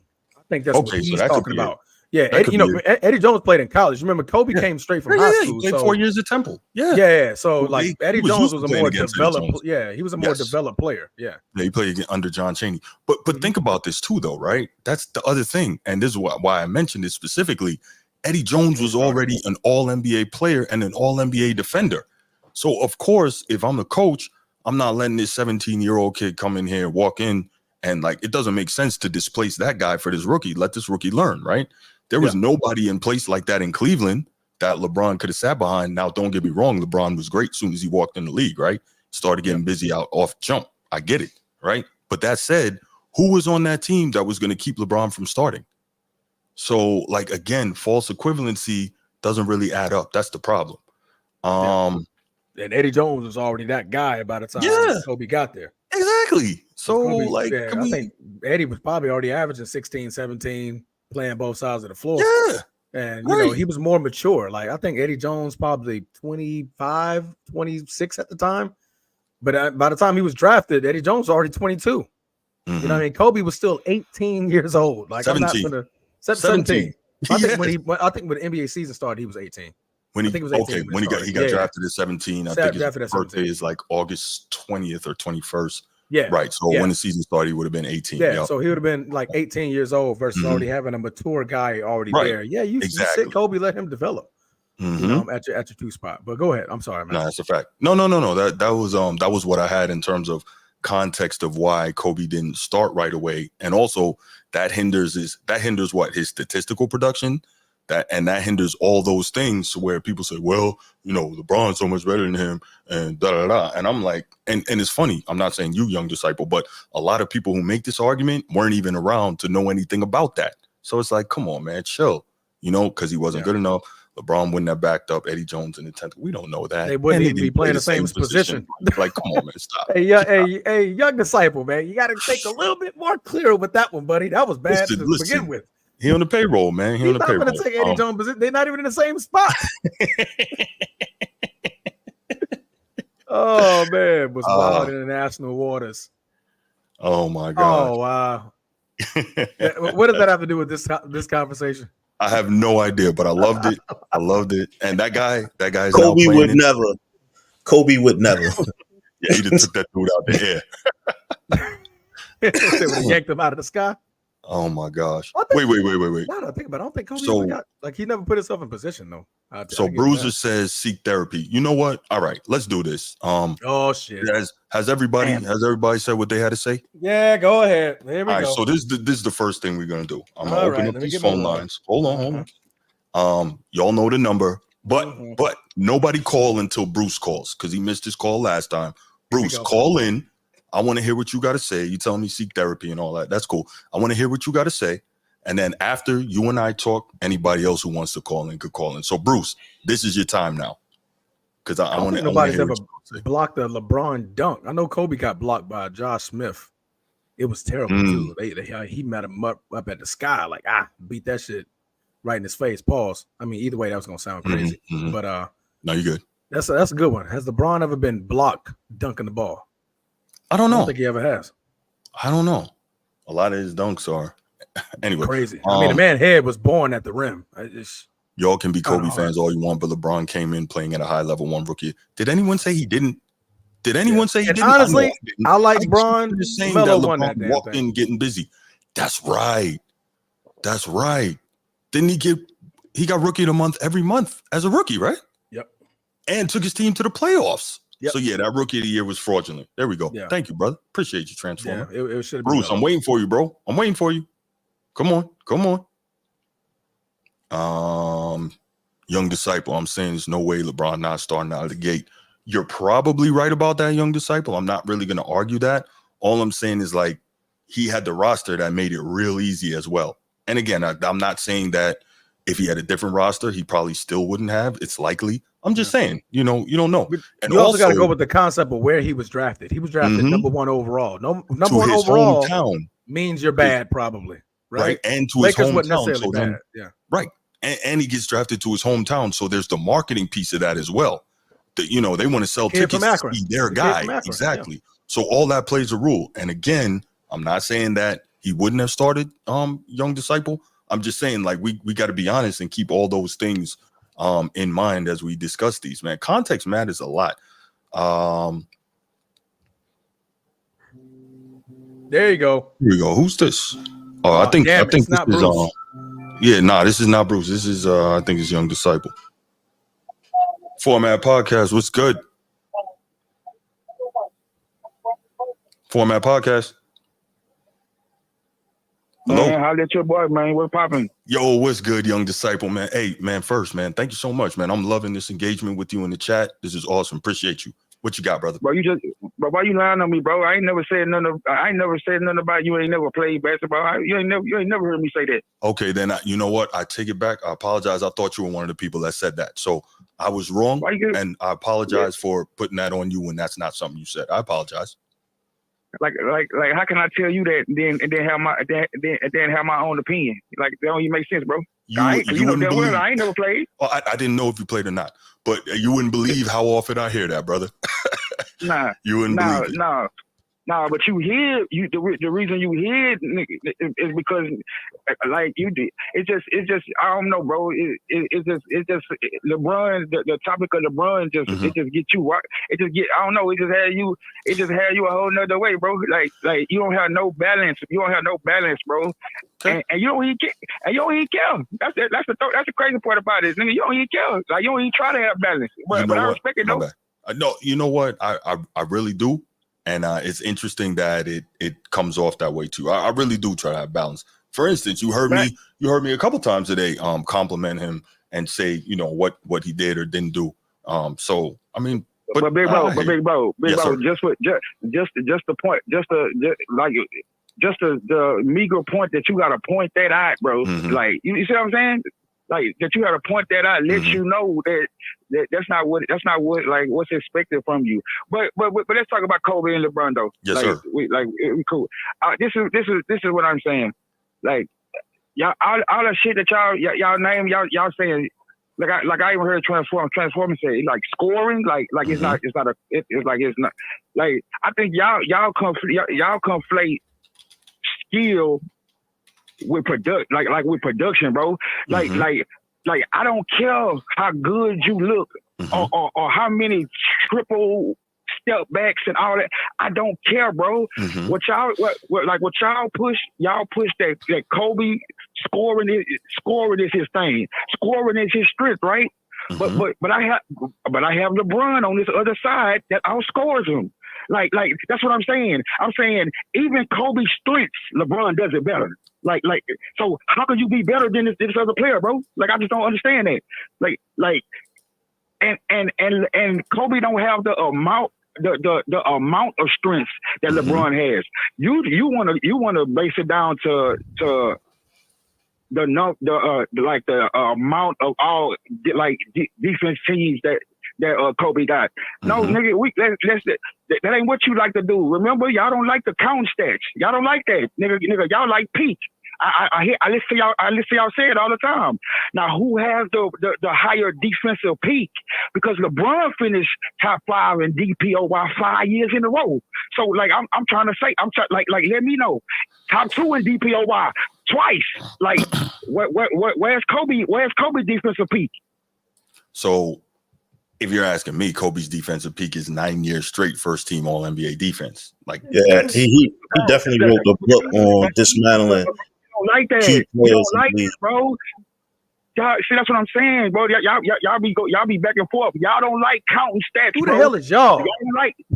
So listen, for me, I ain't talking to you, Transformer. Young disciple. No. For me, when I say I say it's not just stats, right? What I say is, when I look at this, it's a here's Bruce now, but he gonna have to wait. Bruce, we gonna get to you, brother. Yeah, I don't think he can hear us. Yeah, holler him in the chat. My bad. So for me, it's a combination when I talk about the greatness of a player: stats, awards, winning, and eye test, right? Those 4 things kind of go into a ball for me. And that's where we talk about the overall greatness. So it's not that stats don't matter. It's that, and I'm not saying you, but a lot of times when you deal with LeBron fans, what you get is they come and they throw a whole bunch of stats at you. And it's like, okay, hold on, I got you. And then when you start actually breaking down the context behind those stats, or you start presenting the stats of, player X in comparison, the stats. Yes, sir. Bro, I want to talk. I don't want to talk about LeBron fans, bro. I want to talk about LeBron and Kobe, bro. I don't want to. I'm saying I'm not speaking for no LeBron fans. That's them. Like I rather you handle them niggas individually. I'm talking about. I want to talk about LeBron and Kobe. Okay. So y'all. So y'all saying. Okay, I'm gonna give y'all that. Y'all saying 9 years he was always defense first team. So that means that means something. Okay, bet. So what are we gonna do with the 20 in a row All NBAs that LeBron got? Oh, no question. That's phenomenal. 20. No question about it. Y'all talking about 9 years of one side of the ball. All NBA encompasses everything. So what are we gonna do with them? So all right, I got you. And respect due for those 20 All NBA team selections, right? I have to respect that. There's no way around it. But here's where, and we're talking you and me, LeBron and Kobe. Here's where the context piece comes in, right? So again, we just finished talking about in the chat how Kobe had a coach that didn't even want to play him as a rookie, right? And so, didn't even play him till halfway through his second year. Go ahead. I'm sorry. No, that's false. That's false, bro. That's false. It went no halfway through his second year. He made the All-Star game his second year. So how was he not playing? No, I believe that was his third year. He made the All-Star team. As a rookie, I know he did slam dunk contest. Okay, maybe I'm tripping, but I believe it was his third year. Who we talking about, Kobe? But his second, his second year, he made the All-Star game. Second year, Kobe made the All-Star game. Okay, was that the fan voting or what? Because my bad, I stand corrected. But voting. Okay, but we do know that he didn't start starting on that Lakers team till about halfway through that season. We know that. That's not until his third season. Period. That's because. Thank you. It's third season. That's because he wasn't good enough, bro. But that's let's not talk politics, bro. I'm not talking politics. We're talking about who was in front of him when he walked into the league. Bro, there's reasons, politics. It's politics when you start saying that the coach didn't want to play him and all that. You don't know that. I don't know that, bro. No, that's so let's just talk about. That's what I'm saying. Let's just talk about what, like, you don't hear me like trying to inflate LeBron because LeBron got drafted to a team full of niggas who was jealous of him and that wanted to see him fail. Like, I ain't bringing that up, nigga, because you know why? Because that ain't got nothing to do with Kobe. Like, that's what I'm saying. So I'm not going to take these auxiliary or these alternate I'm saying these myths, these opinions, these reports that don't mean nothing to me, bro. He wasn't. Everybody know Dale Harris did not want to get fired. I'm saying that to say if he thought Kobe Bryant nigga would lead him to more wins and more success, he would have played that nigga, bro. So let's be real, bro. Like let's start with this. Dale Harris nigga just hated rookie. Like he played Eddie George. let's stop this, bro. He wasn't good enough, bro. It's so. But Jones was already peaking at that point. I get what you're trying to say, brother. But Eddie Jones was already developed, already that guy. So I'm not finna rush an 18-year-old. We got to think, bro. Kobe was 18 years old. Kobe was 18 years old. I'm not finna rush a rookie to come in and overshadow a guy who's already elevating in their level of play. We got to think. Eddie Jones is in his third season at this point. He's averaging 17 points a game. Yeah. Like, I'm not going to come in here and throw Kobe up over him. But after that, Kobe was. Eddie Jones was gone. Kobe, you, bro. I can't believe like you saying this, bro. Bro, go back and see what Jerry West said about Kobe, bro. When they drafted Kobe, bro, that wasn't no draft pick, nigga. That they was just no, bro. They looked at Kobe, nigga, as the next thing, nigga. So what I'm saying they is wanted to develop him, brother. Wait. They didn't. Jerry West said that was the best draft workout he had ever seen. That's why he took him. But nobody necessarily thought that Kobe was going to be what Kobe became in terms of being the next thing. But he knew. That's not true, bro. Bro, that's not true, bro. Like Jerry West had to threaten teams, nigga, to not draft him. Let's be real, bro. Yeah, but freaking what you call it, still drafted him. So how is that the case? Drafted him. Charlotte drafted him, and then he said he traded for him. No, that's not how it happened, bro. The trade was already done. Like the D-Block trade was already done. Jerry West told him who to draft, nigga. Man, I'm saying, man, y'all be getting so threatening the team. So if he threatened him that bad, then he wouldn't needed to trade for him. He traded for him so he can go and get him. There's a difference. Right. I see what you're trying to say. Like they thought Kobe was that good that they traded up to get him. Transformer. He didn't trade for like it was Kobe still a Bryant. trade. Listen. The trade. Listen, bro. So you understand what I'm saying? The trade happened before, like when the trade happened, bro. Kobe wasn't even in the trade, bro. The trade was for D-Rock, right? So they got D-Rock, and then on draft night they told the motherfucking Lakers who to draft, bro. Okay. Let me hold on. Can I interrupt you real quick? Young disciple, check this out. So I was just looking this up while you were talking, and this is on ESPN, right? Reputable site. Are we good with that? ESPN reputable? Yes. Okay, cool. Okay. Right. So I'm going to read this to you. Quote, Kobe ranked 11th in minutes per game with the team, 15.5 per game, and admitted numerous times that as a young player, he was vexed with the way Harris limited his playing time in favor of more established talents. We won all those games with Shaquille O'Neal missing 53 games. Hold on, my man. Hold on. We let you talk, G. We let you talk. Come on, let Bruce. Hold on, young disciple. No. This is a quote. We won all those games with Shaquille O'Neal missing 53 games in those 2 years. He missed 31 and 22 games, and we still won those games. That's how good the players were on that team, said Del Harris. Yeah. He was playing behind an all-star player, Eddie Jones, and they only traded Eddie, and he made the all-star team for Miami to make room for Kobe, but we couldn't do that when he was 18, 19 years old. I told him he would have to knock a player out before he'd get his spot. Thank you. So that's what I'm saying. That's what I'm saying. So, bro, you just put your foot in that pot, bro.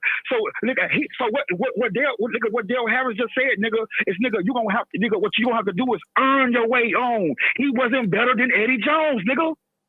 What he's saying, he said he had to knock him out, meaning he wasn't better yet.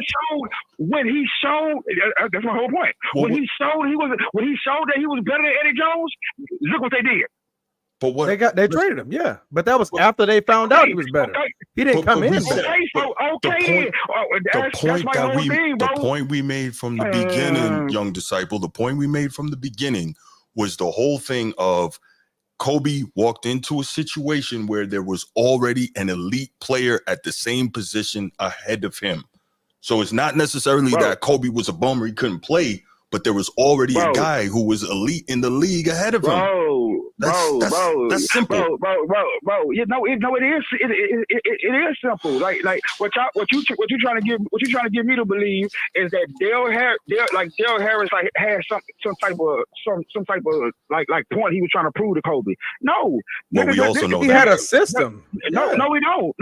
Yes, The he point does. was, I'm saying yes, he does. What, bro? I ain't talking about no system. I'm saying Dale. It wasn't about that nigga being a rookie or a young player. None of that shit. Dale Harris, nigga, didn't think or Kobe wasn't better than Eddie Jones. That's what it is. Nobody said he was a bum.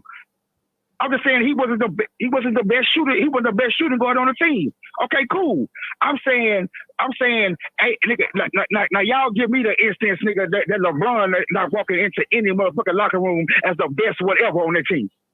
I'm saying if Eddie George played small forward, nigga, and LeBron came, nigga, it ain't even a question.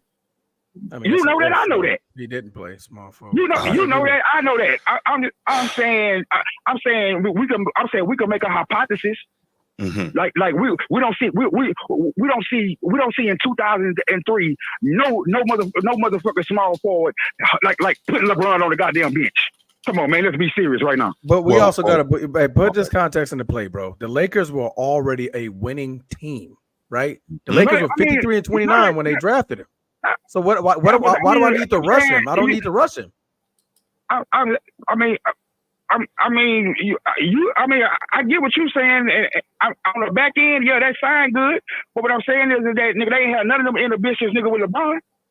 LeBron got straight that nigga. But bro, it was a bad team. Hold on, bro. Just because you trash, bro. It's a lot of motherfuckers that got drafted, nigga, out of high school. Nigga, did none of them start on trash teams.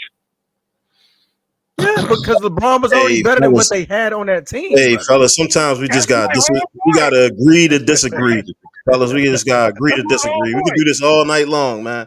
But we gotta let other callers get in there. Young disciple, we gotta let other callers get in, bro. You heard? Hey, can you hear?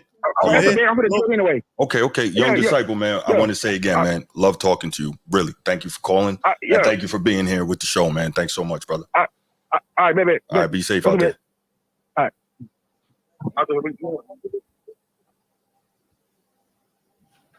Always live and entertaining when always live and entertaining. Man, that almost came out wrong. Young disciple. He had the receipts. He had the receipts for y'all tonight, man. He had the receipts for y'all. I'm looking at the numbers. Not really, because he made the argument about Del Harris, and I took care of that. All right, listen up, y'all. Listen up. Bruce, call me back, Bruce. Nobody else. I just want to hear from Bruce. All right, Bruce. Just Bruce. Bruce, not Barry, not Steve, not Donnell. Nobody. Bruce, man. Bruce. Somebody calling from North Carolina right now. I'm not taking. Oh my God, we got to skip you, North Carolina. Listen, whoever that is, North Carolina, whoever that was. I'm gonna get back with you, but Bruce, this time is for you. Call me back now. You got 2 minutes. Shout out Opinion Stated, man. Welcome. Yeah, you don't. What up, Opinion Stated? Yeah, you got 2 minutes, Bruce. You don't call me back, man. I don't know when you're gonna get in, man. I'm trying to take your call, man, but you're calling at the wrong time. Nino, right. You not you either, Nino. And the twins, no. All right, no, Bruce, you on the clock. All right, this on is the clock. You got to go before we move your draft pick, man. We're gonna have to pick for you. Whoever in your queue box, we have to pick them. Facts. In the meantime, if there's anybody in here in the chat who haven't clicked the like or subscribe button on YouTube, please do that. Please do that. Helps us out a lot. We appreciate it. Yes, damn, I'm getting treated like a stepchild. Bruce, call. Stop Bruce, we've been telling you to call, man. Call. Yeah. Now call right now, man. Stop freaking 264. Yeah. 219. Calls right now, Bruce. We're waiting for you. Yeah. If there's anybody in here who hasn't, man, make sure you hit that like and subscribe. Appreciate it. Man, y'all are going ham, man. Shout out to the chat, man. Big shout out to you guys. You guys have been engaging heavily. All right, engaging heavily. We love it, bro. We love it. There we go. Okay. Bruce is here. Bruce, what up, man? We've been waiting for you, man. Your timing is off, man. But you're here. What you got? Hey, listen, Bruce. Listen, first of all, please listen for the earlier. This real quick, a quick take. Yes, sir. I think Jalen Milroe should go number one. He's ready. Jalen Milroe is the number one quarterback coming out the draft this year. He's not better than Shedeur Sanders. Go ahead, though. Listen, okay, better competition. But anyway, I want to say about this Kobe and LeBron debate, right? We talk about Kobe's better than LeBron. How can I say this? We don't never talk about how Kobe had a super team for 2 years. He won those back-to-back championships. Tell me what super team that was. I'm not saying you're wrong. I'm just saying tell me what it was. Gasol, Lamar Odom, a prime Andrew Bynum. All right, man. You done, son. You done. You just said something real. Nah, man. Listen, I'm trying to be respectful. That was a real stupid statement. Let's listen to what Bruce calls a super team. Let's listen. So he couldn't do it. So that wasn't no super team with Gasol and Ron Artest. He said Andrew. This dude said Andrew Bynum. And has Lamar? I was messing with you with that. Oh, okay, all right. I'm bugging. All right, Lamar Odom's never even been an All-Star, if I'm not mistaken. Correct? That don't matter. One hell of a player, though. Of course, it matters. He was an All-Star level player, though. Listen. He was a big contributor. Listen, how do you define super team? Let's try that. Okay, what about Gasol? Hold on, my man. Hold on. How do you define super team? Let's start there, and then we'll go from there. I'm just messing with you, Bruce. I'm not trying to get up under your skin. But I want to say this. Right? What's up, brother? LeBron thing. I just truly believe LeBron is better than Kobe. Okay. Kobe is a Jordan Fox. He's the T-Mu Jordan. The what Jordan? He's the copy of Jordan. Okay. Yeah, just give me a copy. And LeBron is an original. So? Understand what I'm saying? He's not better than. You just can't say he's better than. And y'all talk about.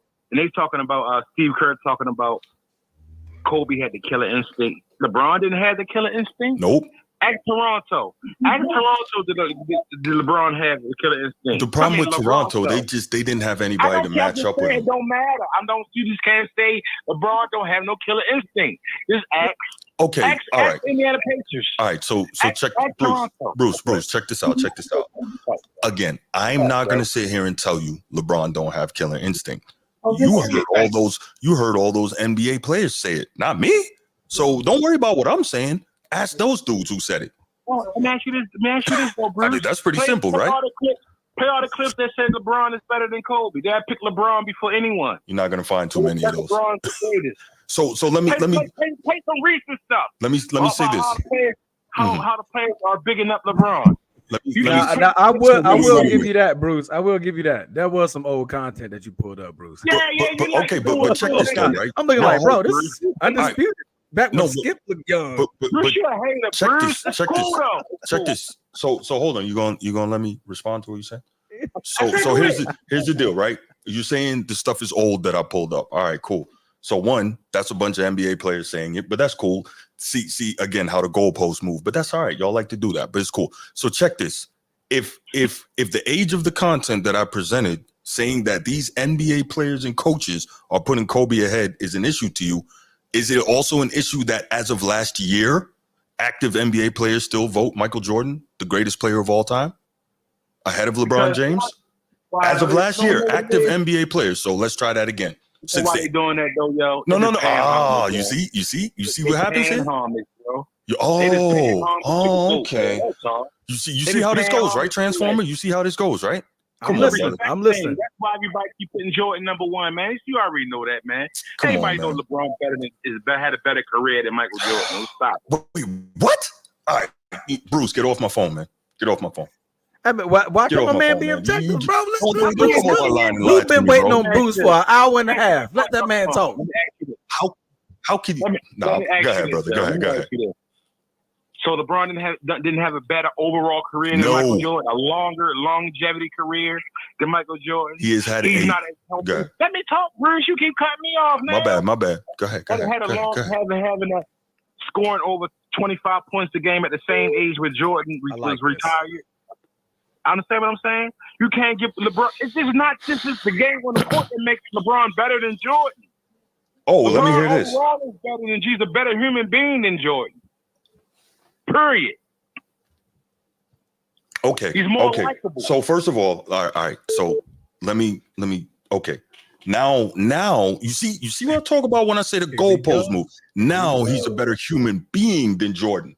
See, because he's more likable because you like him. I'm gonna leave that alone. But now we're gonna move on. You probably call him my king when you're not on the phone too, right? Yeah. But anyway, let's do this. He's a better human being than Michael Jordan. Do you know? Just like you call Hakeem your dream. No, he's not my dream. I didn't get my dream. No, he's the dream. Hakeem the dream. Really? All right, so boom, let's keep going, right? So Michael Jordan, according to you, is a worse human being than LeBron James. Do you know either one of them?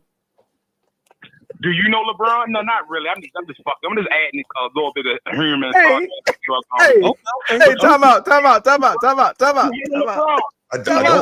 I don't know the dude, so exactly. Both Bruces, hush real quick, okay? That you say out your Bruce, listen, bro. Yeah, listen. That was a classic, bro. Bruce, hey, what he call Hakeem, bro? The dream. That's the dream. That's my dream. Go ahead, Bruce. Go ahead, Bruce. Hey, that shut down the entire argument for me, bro. I don't even want his shit else. That was too funny. That was too funny, bro. Hey, Bruce, that was classic, man. That was classic, man. Thank you, man. That was classic, brother. All right, bro. You over here calling Hakeem your dream? Hey, Bruce, what's up, brother? Hey, Brucey. Yes, sir. You got to do a nightcap for the Colorado game if you're going to be up. Oh, man, I ain't going to make it, man. Give it 20 minutes. Give it 20 minutes. I don't know if I can make it. Come on, that's how you push your platform forward. You got to push. Seriously, no. I don't know if I could. Shannon and them going to be on tonight. They already posted. They're going to be on. I know they're going to be on, so I'm supposed to go up against them, huh? The thing is, man, all of us might not be awake. I got you. You got to build your audience. You know, we on the East Coast though, brother. I do feel you, but I don't know if I can pull that off. Okay, Bruce, I appreciate y'all. I'm still in the chat messing with y'all. Hey, man, I appreciate it, man. Hey, that was a classic, though, man. Hey, thank you. Bro, we definitely chopping this up and putting this on social media. We need that joint was too funny. Nino, what's good, funny. Brother? What's good, man? What's good? But y'all clowning tonight. Man, listen, Bruce, coming up, man. Hakeem, your dream. Oh man, D was going crazy. I didn't even know how to respond to that, man. Bro, that was you couldn't put me on silent, bro. You put me on silent, like a face down phone. I just want to do something real quick. What you got, my brother? What did y'all say on the super team when he said LA was a super team? Did y'all agree or disagree? I asked him what was his definition of super team. He said he was just messing with me because I think that some people view super teams differently in terms of what constitutes one. So before we debated on it, I wanted to understand where he was coming from and what what constitutes a super team for him. He didn't tell me. In your opinion, do you think LA and Miami was a super team? Or do you think Miami was a super team? I definitely think Miami was a super team. Absolutely. Yeah. What about LA? LA. Wait, this LA? LA was in Shaq. No, the 2005 version? No, I don't see that as a super team. Could a team that's not a super team be better than a super team? Could a team that's not better than a super team be better? Yeah, because what you call it, the 04 Pistons, right? Transformer? Correct. Yeah, so it can happen. And they didn't have not one superstar on their team. I want to discredit this claim of super team right here by one question. Okay. I need an answer quick. I don't need no make believe shit from everybody. Okay. Boston was a super team. I tell you can have Shaq, D Wade, and Bosh. Who y'all taking? That shouldn't take long. Shaq. Get some Shaq. So that should just dispel the whole super team room. That's what I've been saying. How could them two be a super team? And Shaq was the best player in the league. It don't make sense. It's crazy. He was the most dominant player in the league. Yeah, dominant. They had the most dominant. Wait. Better than Shaq. No, that's what at that time. That's what he's saying, that he was the most dominant. But I said best, and they switched it. I'm saying he was the best player. You could make an argument that Tim Duncan was better than him. That probably would be the argument. Tim Duncan was that dude. But anyway, go ahead. And then Kobe was what? I know y'all real basketball, so they didn't know it at the time. But by the second year, was it 10 players better than Kobe? By his second season? That second three-peat. The second year three-peat. Oh, first year. Nah, there weren't. Nah, he was definitely top 10. No, I wouldn't say so. So he might have been top 5 by then. The only super team I believe I seen besides the Celtics, and I really don't call them super teams because the league was the old Celtics and Lakers because it was even. It was less teams. The Celtics, the Lakers, the 76ers. I looked up the roster, they were close. Only super team I believe is the Warriors when they added KD. Just because. Yeah. That was a ridiculous super team. Nino, hold on 1 minute. Nino, hold on 1 minute. Let me take this. I don't know who this is. Hold on. Format Podcast. Who's this? North Carolina? No, sir. This is Donnell 49. Donnell was good. Okay. I saw the 901, so I thought you was calling. That's Memphis, bro. That's Tennessee. Okay. My bad. I wanted to get you. I wanted to get you locked in. Do me a solid. I'm on this call right now. I got him on hold. Call us back in about 5 minutes. All right. All right. I got you. That boy said 901 was North Carolina. I thought it was North Carolina. You know what? That's big Memphis. I thought it was right North there. Carolina. No, 910 is North Carolina. See? Yeah. 901. My bad, bro. My bad. Damn. Big I need on my fault. Yeah, you bet. Yeah, I'm back. Sorry about that. So if we put context on I think we get disrespectful, which we just explain. Some people like G said it's close.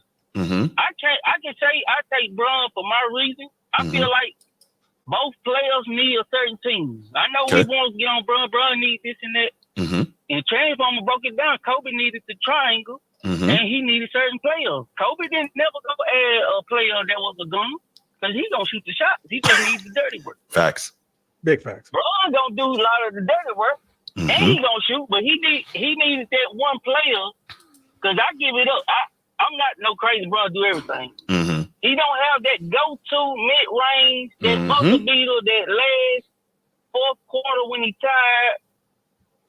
That that Kawhi Leonard, that mid-range move I'm talking about. He don't get that, and his free throws is shaky. Now he have hit big clutch free throw and clutch shot, like the Spurs. That 3-point hit for the Spurs. But so I give Kobe the shooting edge for sure. If I'm starting a team and I got everything in place to do the dirty work, I probably would take Kobe. But if I'm taking just a mediocre style team, I'm gonna take Bron. Because even Bron said he was like when the year he left Cleveland, he said Kobe was the best player in the league. Mm-hmm. Yeah, we know. So I can't argue with a man to say that. We know. That Bron, he said it. Yeah, look, man, you know how it is, man. But you got anything else, Nino, man? I want to make sure I get as many callers in tonight as we can. Getting a lot of. Hold on, don't correct me now. From 2012 to the first year with the LA when LeBron got hurt, I think that was the best player I ever seen. I'm gonna leave y'all with that. Okay, he was incredible. I can't go that far, but he was great. If you take Kobe or Mike, I ain't mad at you. Everybody gotta calm down. But I appreciate it, man. Y'all take it easy. All right, Nino. Thanks for the love always, man. Appreciate you. All right. All right, brother. All right, so we got. I was like, what is that? I know either. I was like, who? Maybe just call that quick. Damn, your man, he called right on time. Let's go. That means he paying attention. What's going on, Mr. Memphis? Yes, sir. Yes, sir. 49. Okay, all three of y'all back. Talk to me. I'm gonna just go and get to it. All right. All three. I never said it. Man, let that man speak. Transformer. Go ahead, my bad. There will be no one in NBA history that will start over LeBron James. Even him coming in at 18, 19 years old. Wait. Okay. Nobody. What position? Eddie Jones what position? Been traded. What position? The year that even if he played small forward, I can't even believe y'all. So, bro. So I need to understand this. There's no small forward in NBA history that has started over LeBron James as a rookie. History. That's what you just said. Okay. How old are you, fam? How old are you? Dr. J. I'm gonna put 36. LeBron at power forward and let him just play point forward from the power forward position. Okay. You're not going to put now you're moving there's the no goalpost. way you're not going to start LeBron. So as a rookie, we're talking about as a rookie or period? That's what we're saying. As a yes, rookie. nobody. There's this guy named Larry Bird. Yeah, I'll start him over LeBron. Okay, fine. LeBron will go to the 4. LeBron would just go to the 4. He would just go to the 4. I'm gonna put him over Parrish. He'll start over Parrish. Well, Parrish was a center, so come on. I understand you don't like LeBron. Here we go. Bruce, I'm sorry, bro. Keywords. Talking about LeBron, you just does not like. I'm sorry. Look. Real talk. The man came in a man-child. It's 2 man-childs in NBA history: Shaq and LeBron.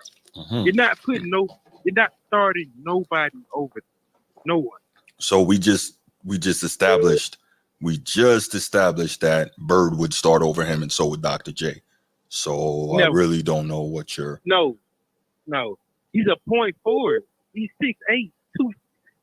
You can't stop him getting to the rim. Not in this NBA. You're right. Not in this NBA. I mean, you couldn't back then either, really.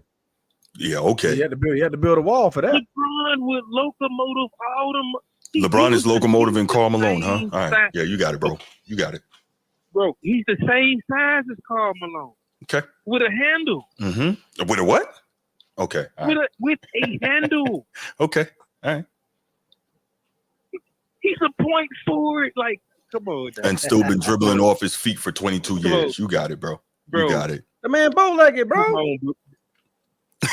Bow-legged is all here. Hey, listen, my brother, you got it, man. I'm not. You are certainly entitled to your opinion, and you're certainly entitled to your opinion. What I will give him, right? We're in hindsight with who was that young disciple was talking about when Kobe got drafted. We're forgetting 2 major things about that topic right there. I don't want to compare who drafted and who started. Why? Because one, the Cleveland Cavaliers were awful. The man was going to start regardless. Kobe would have started on that team too if he would have got drafted, right? I think so. The Lakers, when Kobe got drafted, were literally a winning team. They were like second in the Pacific, right? So, I mean, you already got a Eddie Jones that's in front of him who's maturing, who's 24, 25 years old, and he's playing magnificent basketball at that point. Now, who's the small forward on this team at that time? Ooh, not Grant. Let me look it up real quick. Was it Glenn Rice? No, Glenn Rice didn't come to like 03, 04. Why am I thinking like Corey Blunt or something like that? Not Corey Blunt. Were you looking up 1996 Lakers roster? Yeah. All right. Well, 95 or 96? 96. While Transformers doing that, y'all, if you're in the chat, you haven't already, please go ahead, like and subscribe to the channel and share. Appreciate it. Y'all are really helping the channel grow. It's been growing a lot lately, and I'm very grateful to all of y'all for that. I'm grateful to your support. Oh, Cedric Sabalos. Yes, be at ease. Thank you. Be at ease. I think you're new also. Make sure you hit that like and subscribe. We appreciate you being here, man. Sabalos, that's right. I totally forgot about that. That's correct. Okay. See, y'all don't even know who he is. Yeah, I forgot. Like, LeBron not starting over him. But Ced Sabalos, he was an all-star, I believe. Yeah, he was nice. He was. Yeah. Okay, is LeBron not starting over him? So I don't know, right? LeBron isn't getting drafted because they're good. No. Hold on, LeBron isn't getting drafted. You're looking, my man. You're looking at LeBron now, right? Real talk. You're looking at LeBron now.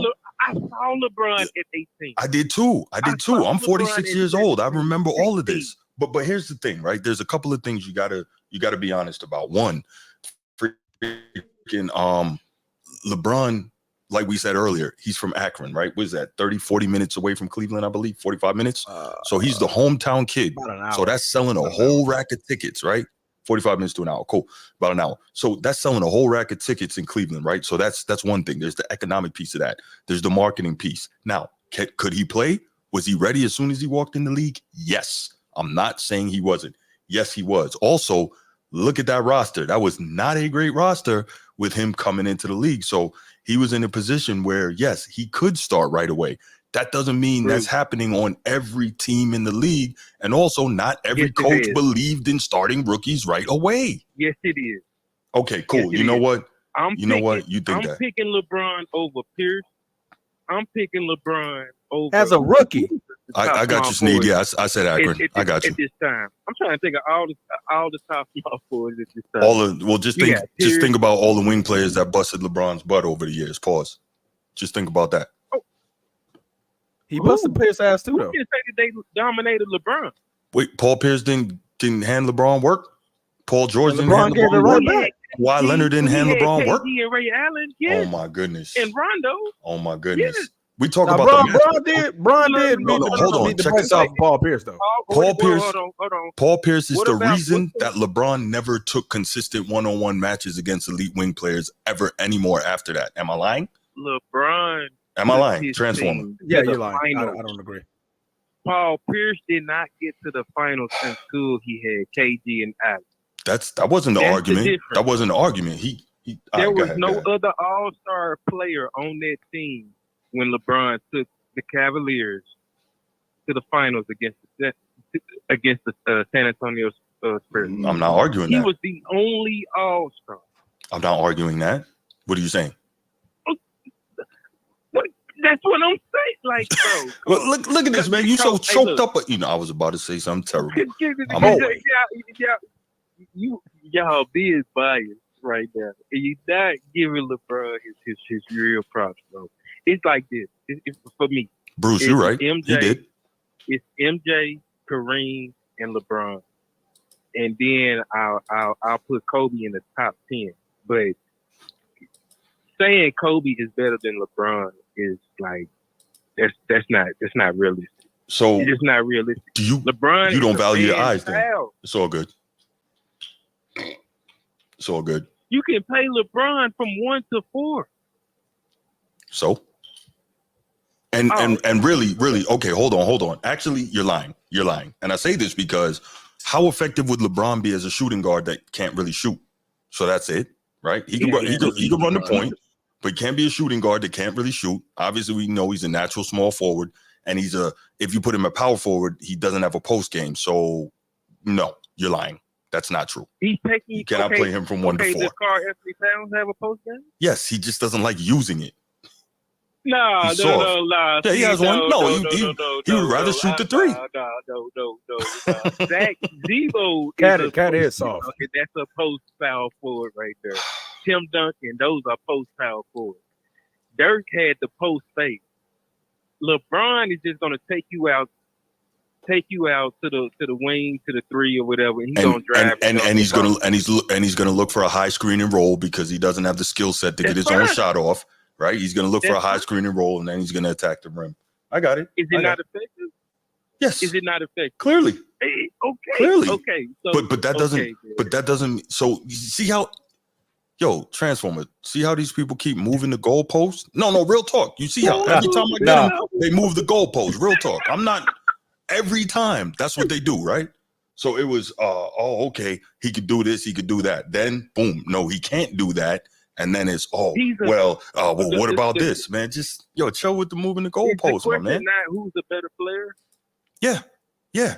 And so okay, then. So I'm gonna pick the player who can do multiple things over this person who's just great at this one thing. But that's not true because Kobe is better on the defensive end. So if he's the better defender, and I'll say this, did LeBron not make first defensive thing? 6 times, Kobe did it 9 times. So Kobe's a better defender. And even if you're not just going to judge it on that, man, just use your eyes and watch them play defense. Just watch them. Right. But that's cool.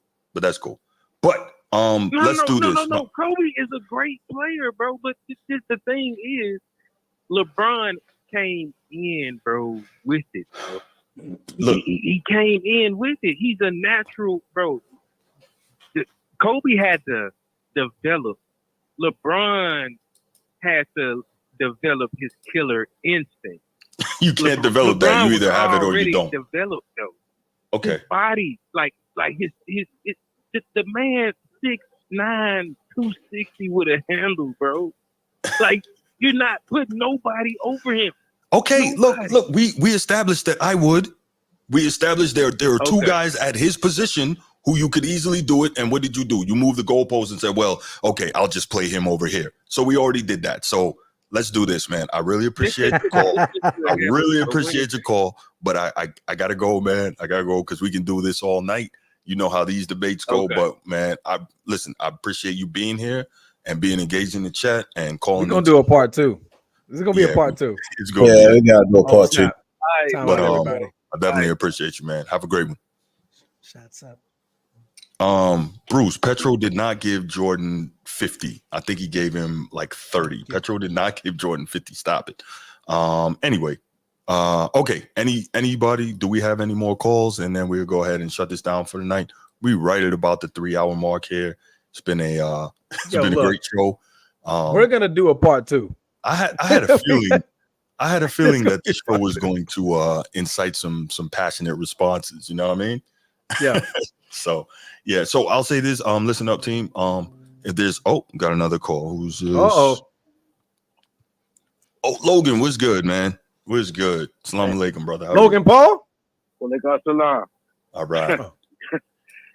Hey, I like to jump right into it and say the caller you had like right before Bruce. Mm-hmm. Name started with Young Disciple.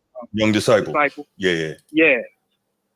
He made the comment that LeBron would have started no matter what team you put him on. Mm-hmm. And 3 guys I can name. Mm-hmm. He wouldn't have started over T-Mac if he had got drafted to Orlando. Ooh, great point. Okay, go ahead. He wouldn't have started over Grant Hill. Okay. In Detroit, right. He wouldn't have started over Vince Carter. Toronto. Okay, there you go.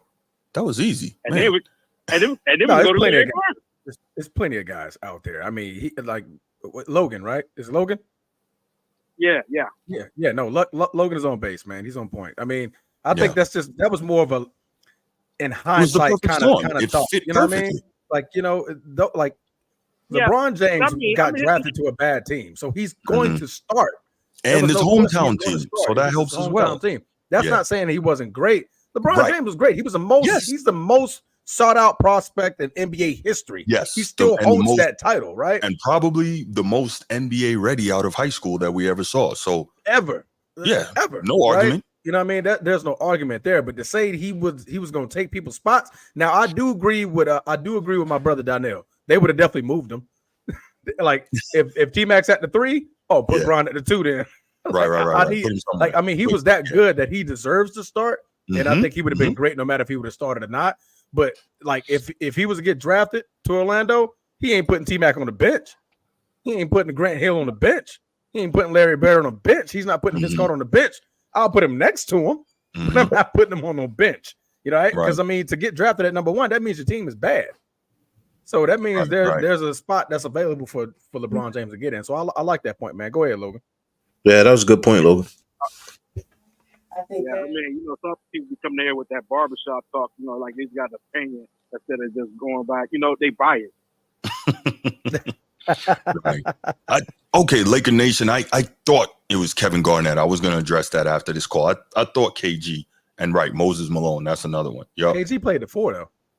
But Young Disciple said no. What he said was no. He played the 3. He played the 3 early on. He said that KG played the 3. He sure did. Yup. Okay. I thought he came in at the 4. Young Disciple said LeBron was the first player fresh out of high school to immediately start. So Laker Nation said Moses Malone and Kevin Garnett, and he's right. My bad, Logan. Go ahead, bro. I put Kevin Durant. Speaking of bias, I gotta admit, it seems like you are a little biased against LeBron, Bruce. Okay. Now, at the same time, though, you like that show Mythbusters. You be busting the myth about LeBron. I try. I mean, who's a better player? I mean, if you take them both in their prime and see what they're going to become, and you got to start your team with one of them, it got to be Kobe. I want Kobe. It got to be Kobe. Yeah. Because Kobe's a killer. Yeah, I agree. Plain and simple. Yeah, I value that. And another thing, people keep throwing all these stats about, LeBron, he played 20 years and Ain't nobody never did this. Well, I don't know if Michael Jordan would have played 20 years, but you could add 3 more years to his legacy because he retired twice. Mm-hmm. Well, he retired once, and with 3 years, I'm speaking of, he retired once, mm-hmm. and the other year he got hurt. Okay, Garnett didn't come on. Garnett 81 points? Was it 81 points? It was 81. Kobe, yes. Yeah, against 81. Jalen Rose. It was 81 points. Jalen Rose, Phil pulled them. Yeah, Phil pulled them and said he could have had 100 easily. Yeah, can you hear me now? Yeah, he told me to bring in the range. We're up 25. What are you doing? Yeah. He said some records are made to not be broken. Yeah. So he said he wanted the 100 to stand. So, but I wanted to become correct. Kevin Garnett didn't start. Okay, he eventually started in his rookie season, but he came off the bench. Not right away. Came off the bench. Yeah. Okay. He didn't come off. But Moses Malone started right away though. That's correct. Yeah. All right. Cool. Yeah, Logan, my bad. Go ahead, man. Anything else you got, bro? I think that was it for tonight. All right, man. Well, listen, thank you for being here, man. Always appreciate you, brother. Stay safe out there. Logan, what's your name on here? His name is Sabir. I can't remember the whole thing. Sabir Talib Al-Haq. Yeah, Sabir Talib Al-Haq. I did not see you comment all game. Yeah, it's my brother. I saw him earlier. Man, word. Well, pleasure meeting you, Logan. Salib Tabid Allah. Yeah. I said that right? Al-Haq. Al-Haq. Haq. H-A-Q-Q. He's called before, though. He's called before. Gotcha. Yeah, man, pleasure meeting you, brother. I don't think he called when I was here, though. Oh, okay. Gotcha. Yeah. I know I've spoken to him. All right, Logan, man. I appreciate you, brother. Stay safe out there, man. Salam. Salam. All right, brother. All right, gentlemen. We're going to call it right here. Boy. Man, if it wasn't for the kids coming in, we got to eat. My wife trying to hand me shots. I would say keep going for another hour. But man, want to wrap this up, man. I want to watch the end of this Ohio game. And, watch the end of that and then get to Colorado. Good, it's getting real good. All right, team. Well, again, thank you so much for joining us. Thank you for those who super chatted. That's Nino and Isha Morris. I appreciate the love, y'all. Thank you so much.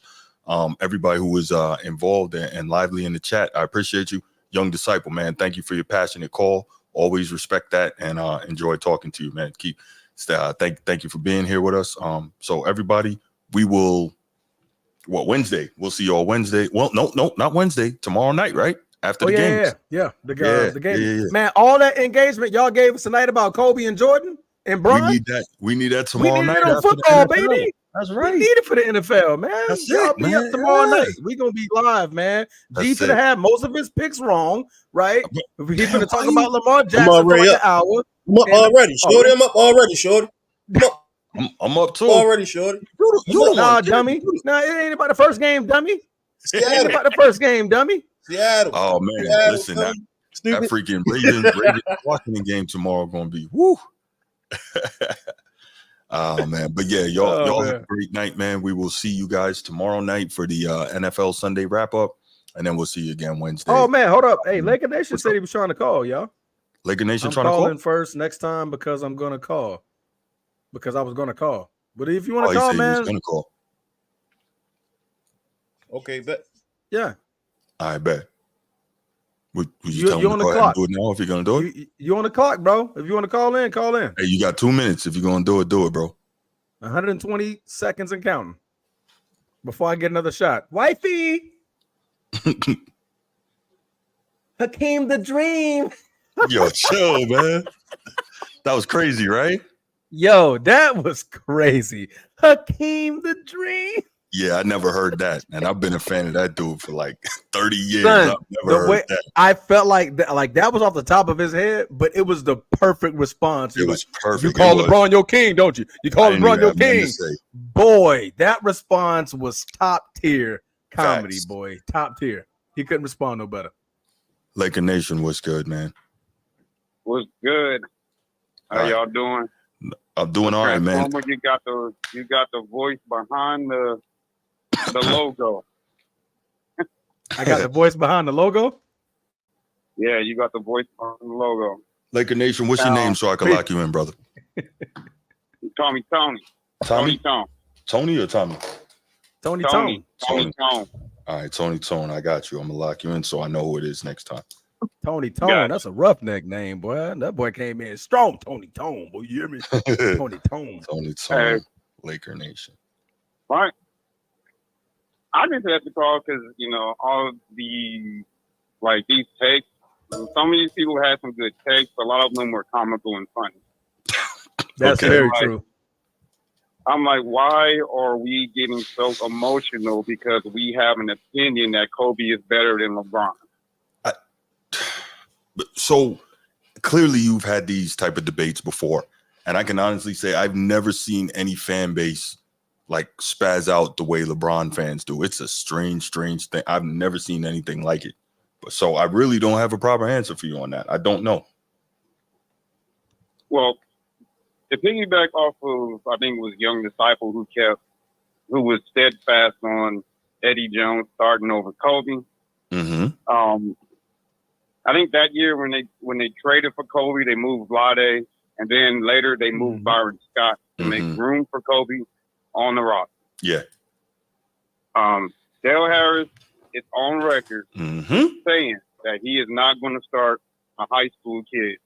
There you go. Over an all-star caliber player in Eddie Jones. Yeah, I read the quote on the call. I read the quote, and Yep.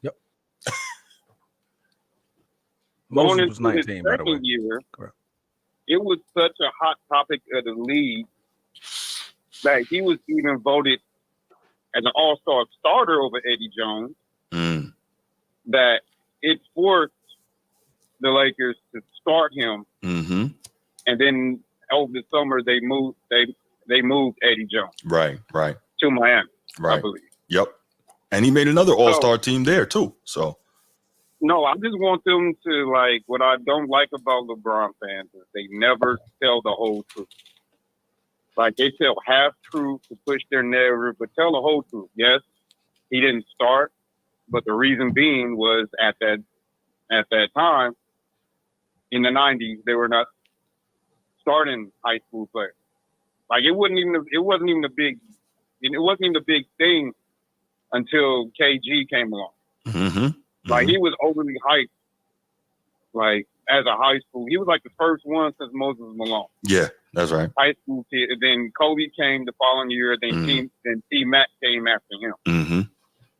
So it wasn't a big deal of high school kids starting at the time. So let's just not move. Let's just not move the goalposts and lie and not tell the whole truth. Second, I want to say my prayers over for Enter the Twins.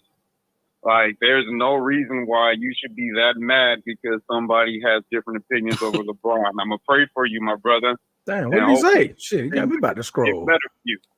Now you got to scroll through the chat and all the stuff that he was saying in there all night, man. It was ridiculous. I thought it was Yin Yang. I called him Yin Yang twins for a second. I guess he left because I haven't seen him for a while. That man was going ham in there talking about he can't stand anybody that says anything about LeBron, y'all, and Bronny. He was like, that's why I mentioned the helicopter because y'all making fun of Bronny and that kid had a heart attack. I mean, dude, he's an NBA player now. He's fair game. Criticism when you're not playing well. Y'all have no problem. Y'all had no problem chastising Kyrie Irving. Nope. Y'all had no problem running Westbrook out of town. Y'all had no problem. Y'all even trashed Anthony Davis. And he's LeBron's teammate. I had no problem. But when it comes to LeBron and his son, it's like, oh, y'all can't say nothing about them, man. Y'all hate on them. That needs to stop. It needs to be fair across the board, on both sides. For real. That needs to stop. This is why I love debating LeBron fans because they never win. I'm undefeated against these dudes. And if y'all want to debate me face to face, you can message me on the side. You can have my number. We can talk on the phone. I will destroy you in the LeBron debate against any player you want to bring up. Okay, all right. Y'all need to cut this out, man. Oh boy.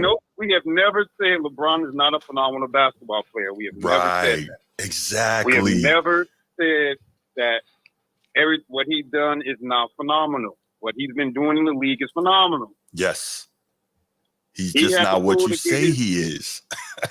Exactly. That's simple. He had the pull to get his son in the league. We commended him on that. I didn't. We didn't like it. We didn't think it was the best move, but we understood. Like, I don't. Hey, black man we understood, but it wasn't the best move. What we are saying is, after he had that 3-1 comeback, when he was over there talking about that made me the best player in the world, we were like, no, you're not. That's what we're saying. You're not the best basketball player in the world. That's what we're saying. That's what they don't like. They want you to say he's the GOAT. Anybody with a rational basketball mind knows that he's not. We know what we see. We know in the playoffs when the Lakers are down 3-0 to Denver, we need you to step up. And you over here arguing with fans in the stands. No, you're not the GOAT. I am sorry. Kobe didn't do that. Kobe did quit in the game, though. Paul Pierce didn't even do that when he got that one championship run with Boston. Mm-hmm. Like in that series against LeBron, he was so locked in, man. He wanted to destroy LeBron because he got tired of everybody saying LeBron was better than him. So he locked in and took that one-on-one challenge with LeBron. Yeah, LeBron gave him buckets, but Pierce got the last laugh in that series. Pierce got the last laugh? Yeah, they won. You talking about 2010, right? It had to be 2010. No, I'm talking about in 08.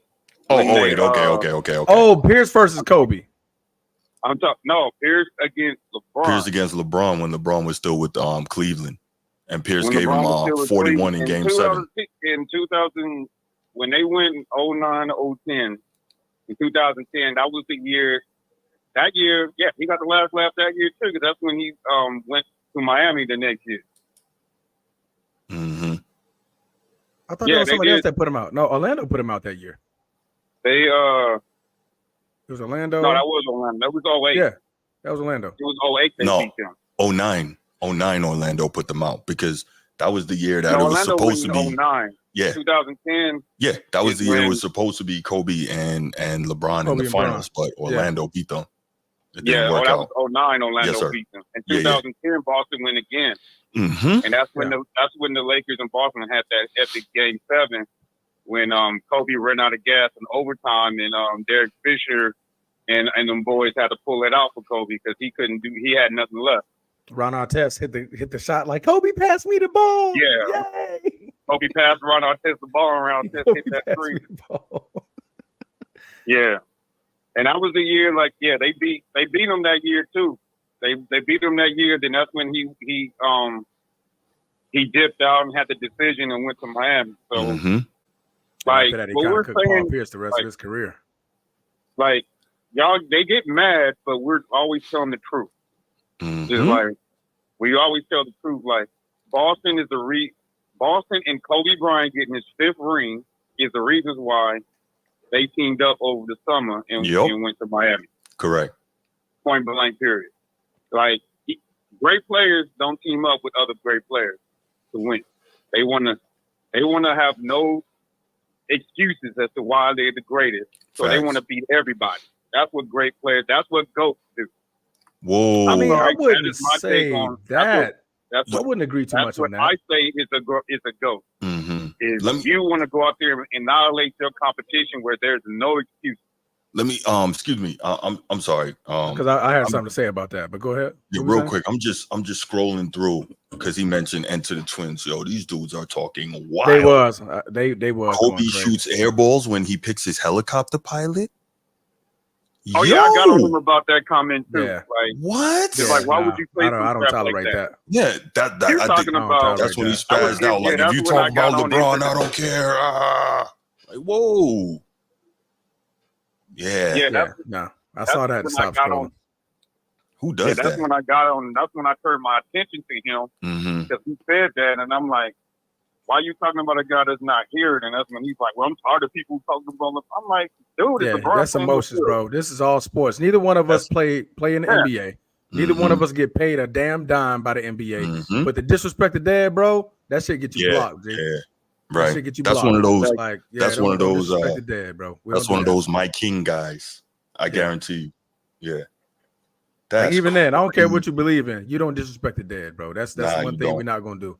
And we're not even gonna continue talking about that topic. But anyway, what I was gonna say, you said a point about players, not needing other greats, but they do, right? In a sense, right? Players advocate all the time that they need other players, they need other movement, right? Kobe Bryant was definitely one of them. Kobe Bryant was threatening to leave and go for the trade to Chicago. I'm pretty sure you remember this one. He was gonna go to Chicago, right? He was threatening to leave because they needed. He wanted them to get him more help. What did they immediately do? Go get Paul Gasol. Go get Andrew Bynum. You know what I'm saying? They got him help. So I wouldn't say that to say because they drafted Andrew Bynum. But I'm saying it because Paul Gasol was an all-star, damn near superstar. That man was a bona fide stud in Memphis. So he went to go get another player to be better, to be his opposition. So go ahead. What I said, Transformer, is players that want to be on the GOAT level don't want to team up with other superstars. They want to beat everybody. I did not say they didn't need co-stars to help them with their team. I get what he's saying. Right. I don't think that's the same thing. I can understand Kobe's frustration because he went through having Smush Parker as a running mate in that time frame. He had Chris Mims. He had Kwame Brown. I can understand. Like, I can understand. It's different from Ron talking about, okay, so we're 4 games below 500. Let's trade our whole bench because I need help every year. And I'm still waiting on the Storm that he promised us back in 2021 when we didn't make the playoffs. When he said next year the Storm is coming, and I'm still waiting on it. But that was because we won a championship in 2020. Yeah, right? And then the next year we didn't. Next year we didn't make the playoffs because that's when AD got hurt. And then the following year he got hurt. And then he said next year the Storm is coming. And I'm still waiting on that Storm.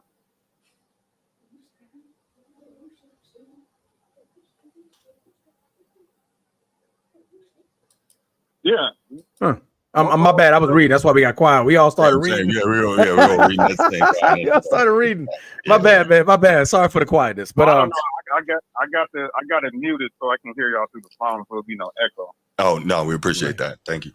But do you have anything else, man? We were getting ready to wrap it up for the night, but wanted to take your call before we got out of here. You got anything else? I just want to say, man, I got a great show. I appreciate that, brother. I'm glad I found y'all. I like how y'all interact with your guests. You know, you're non-biased. You know, if we say something that's out of pocket or not factual, you call us out on it. If it is factual, you say, yeah, I like it. You're non-biased. A lot of these. My bad, bro. He distracted, bro. Continue. He's distracted. One thing I will say in LeBron James fans' defense is I blocked a lot of Michael Jordan pages because a lot of the stuff that they was saying was ridiculous. Okay.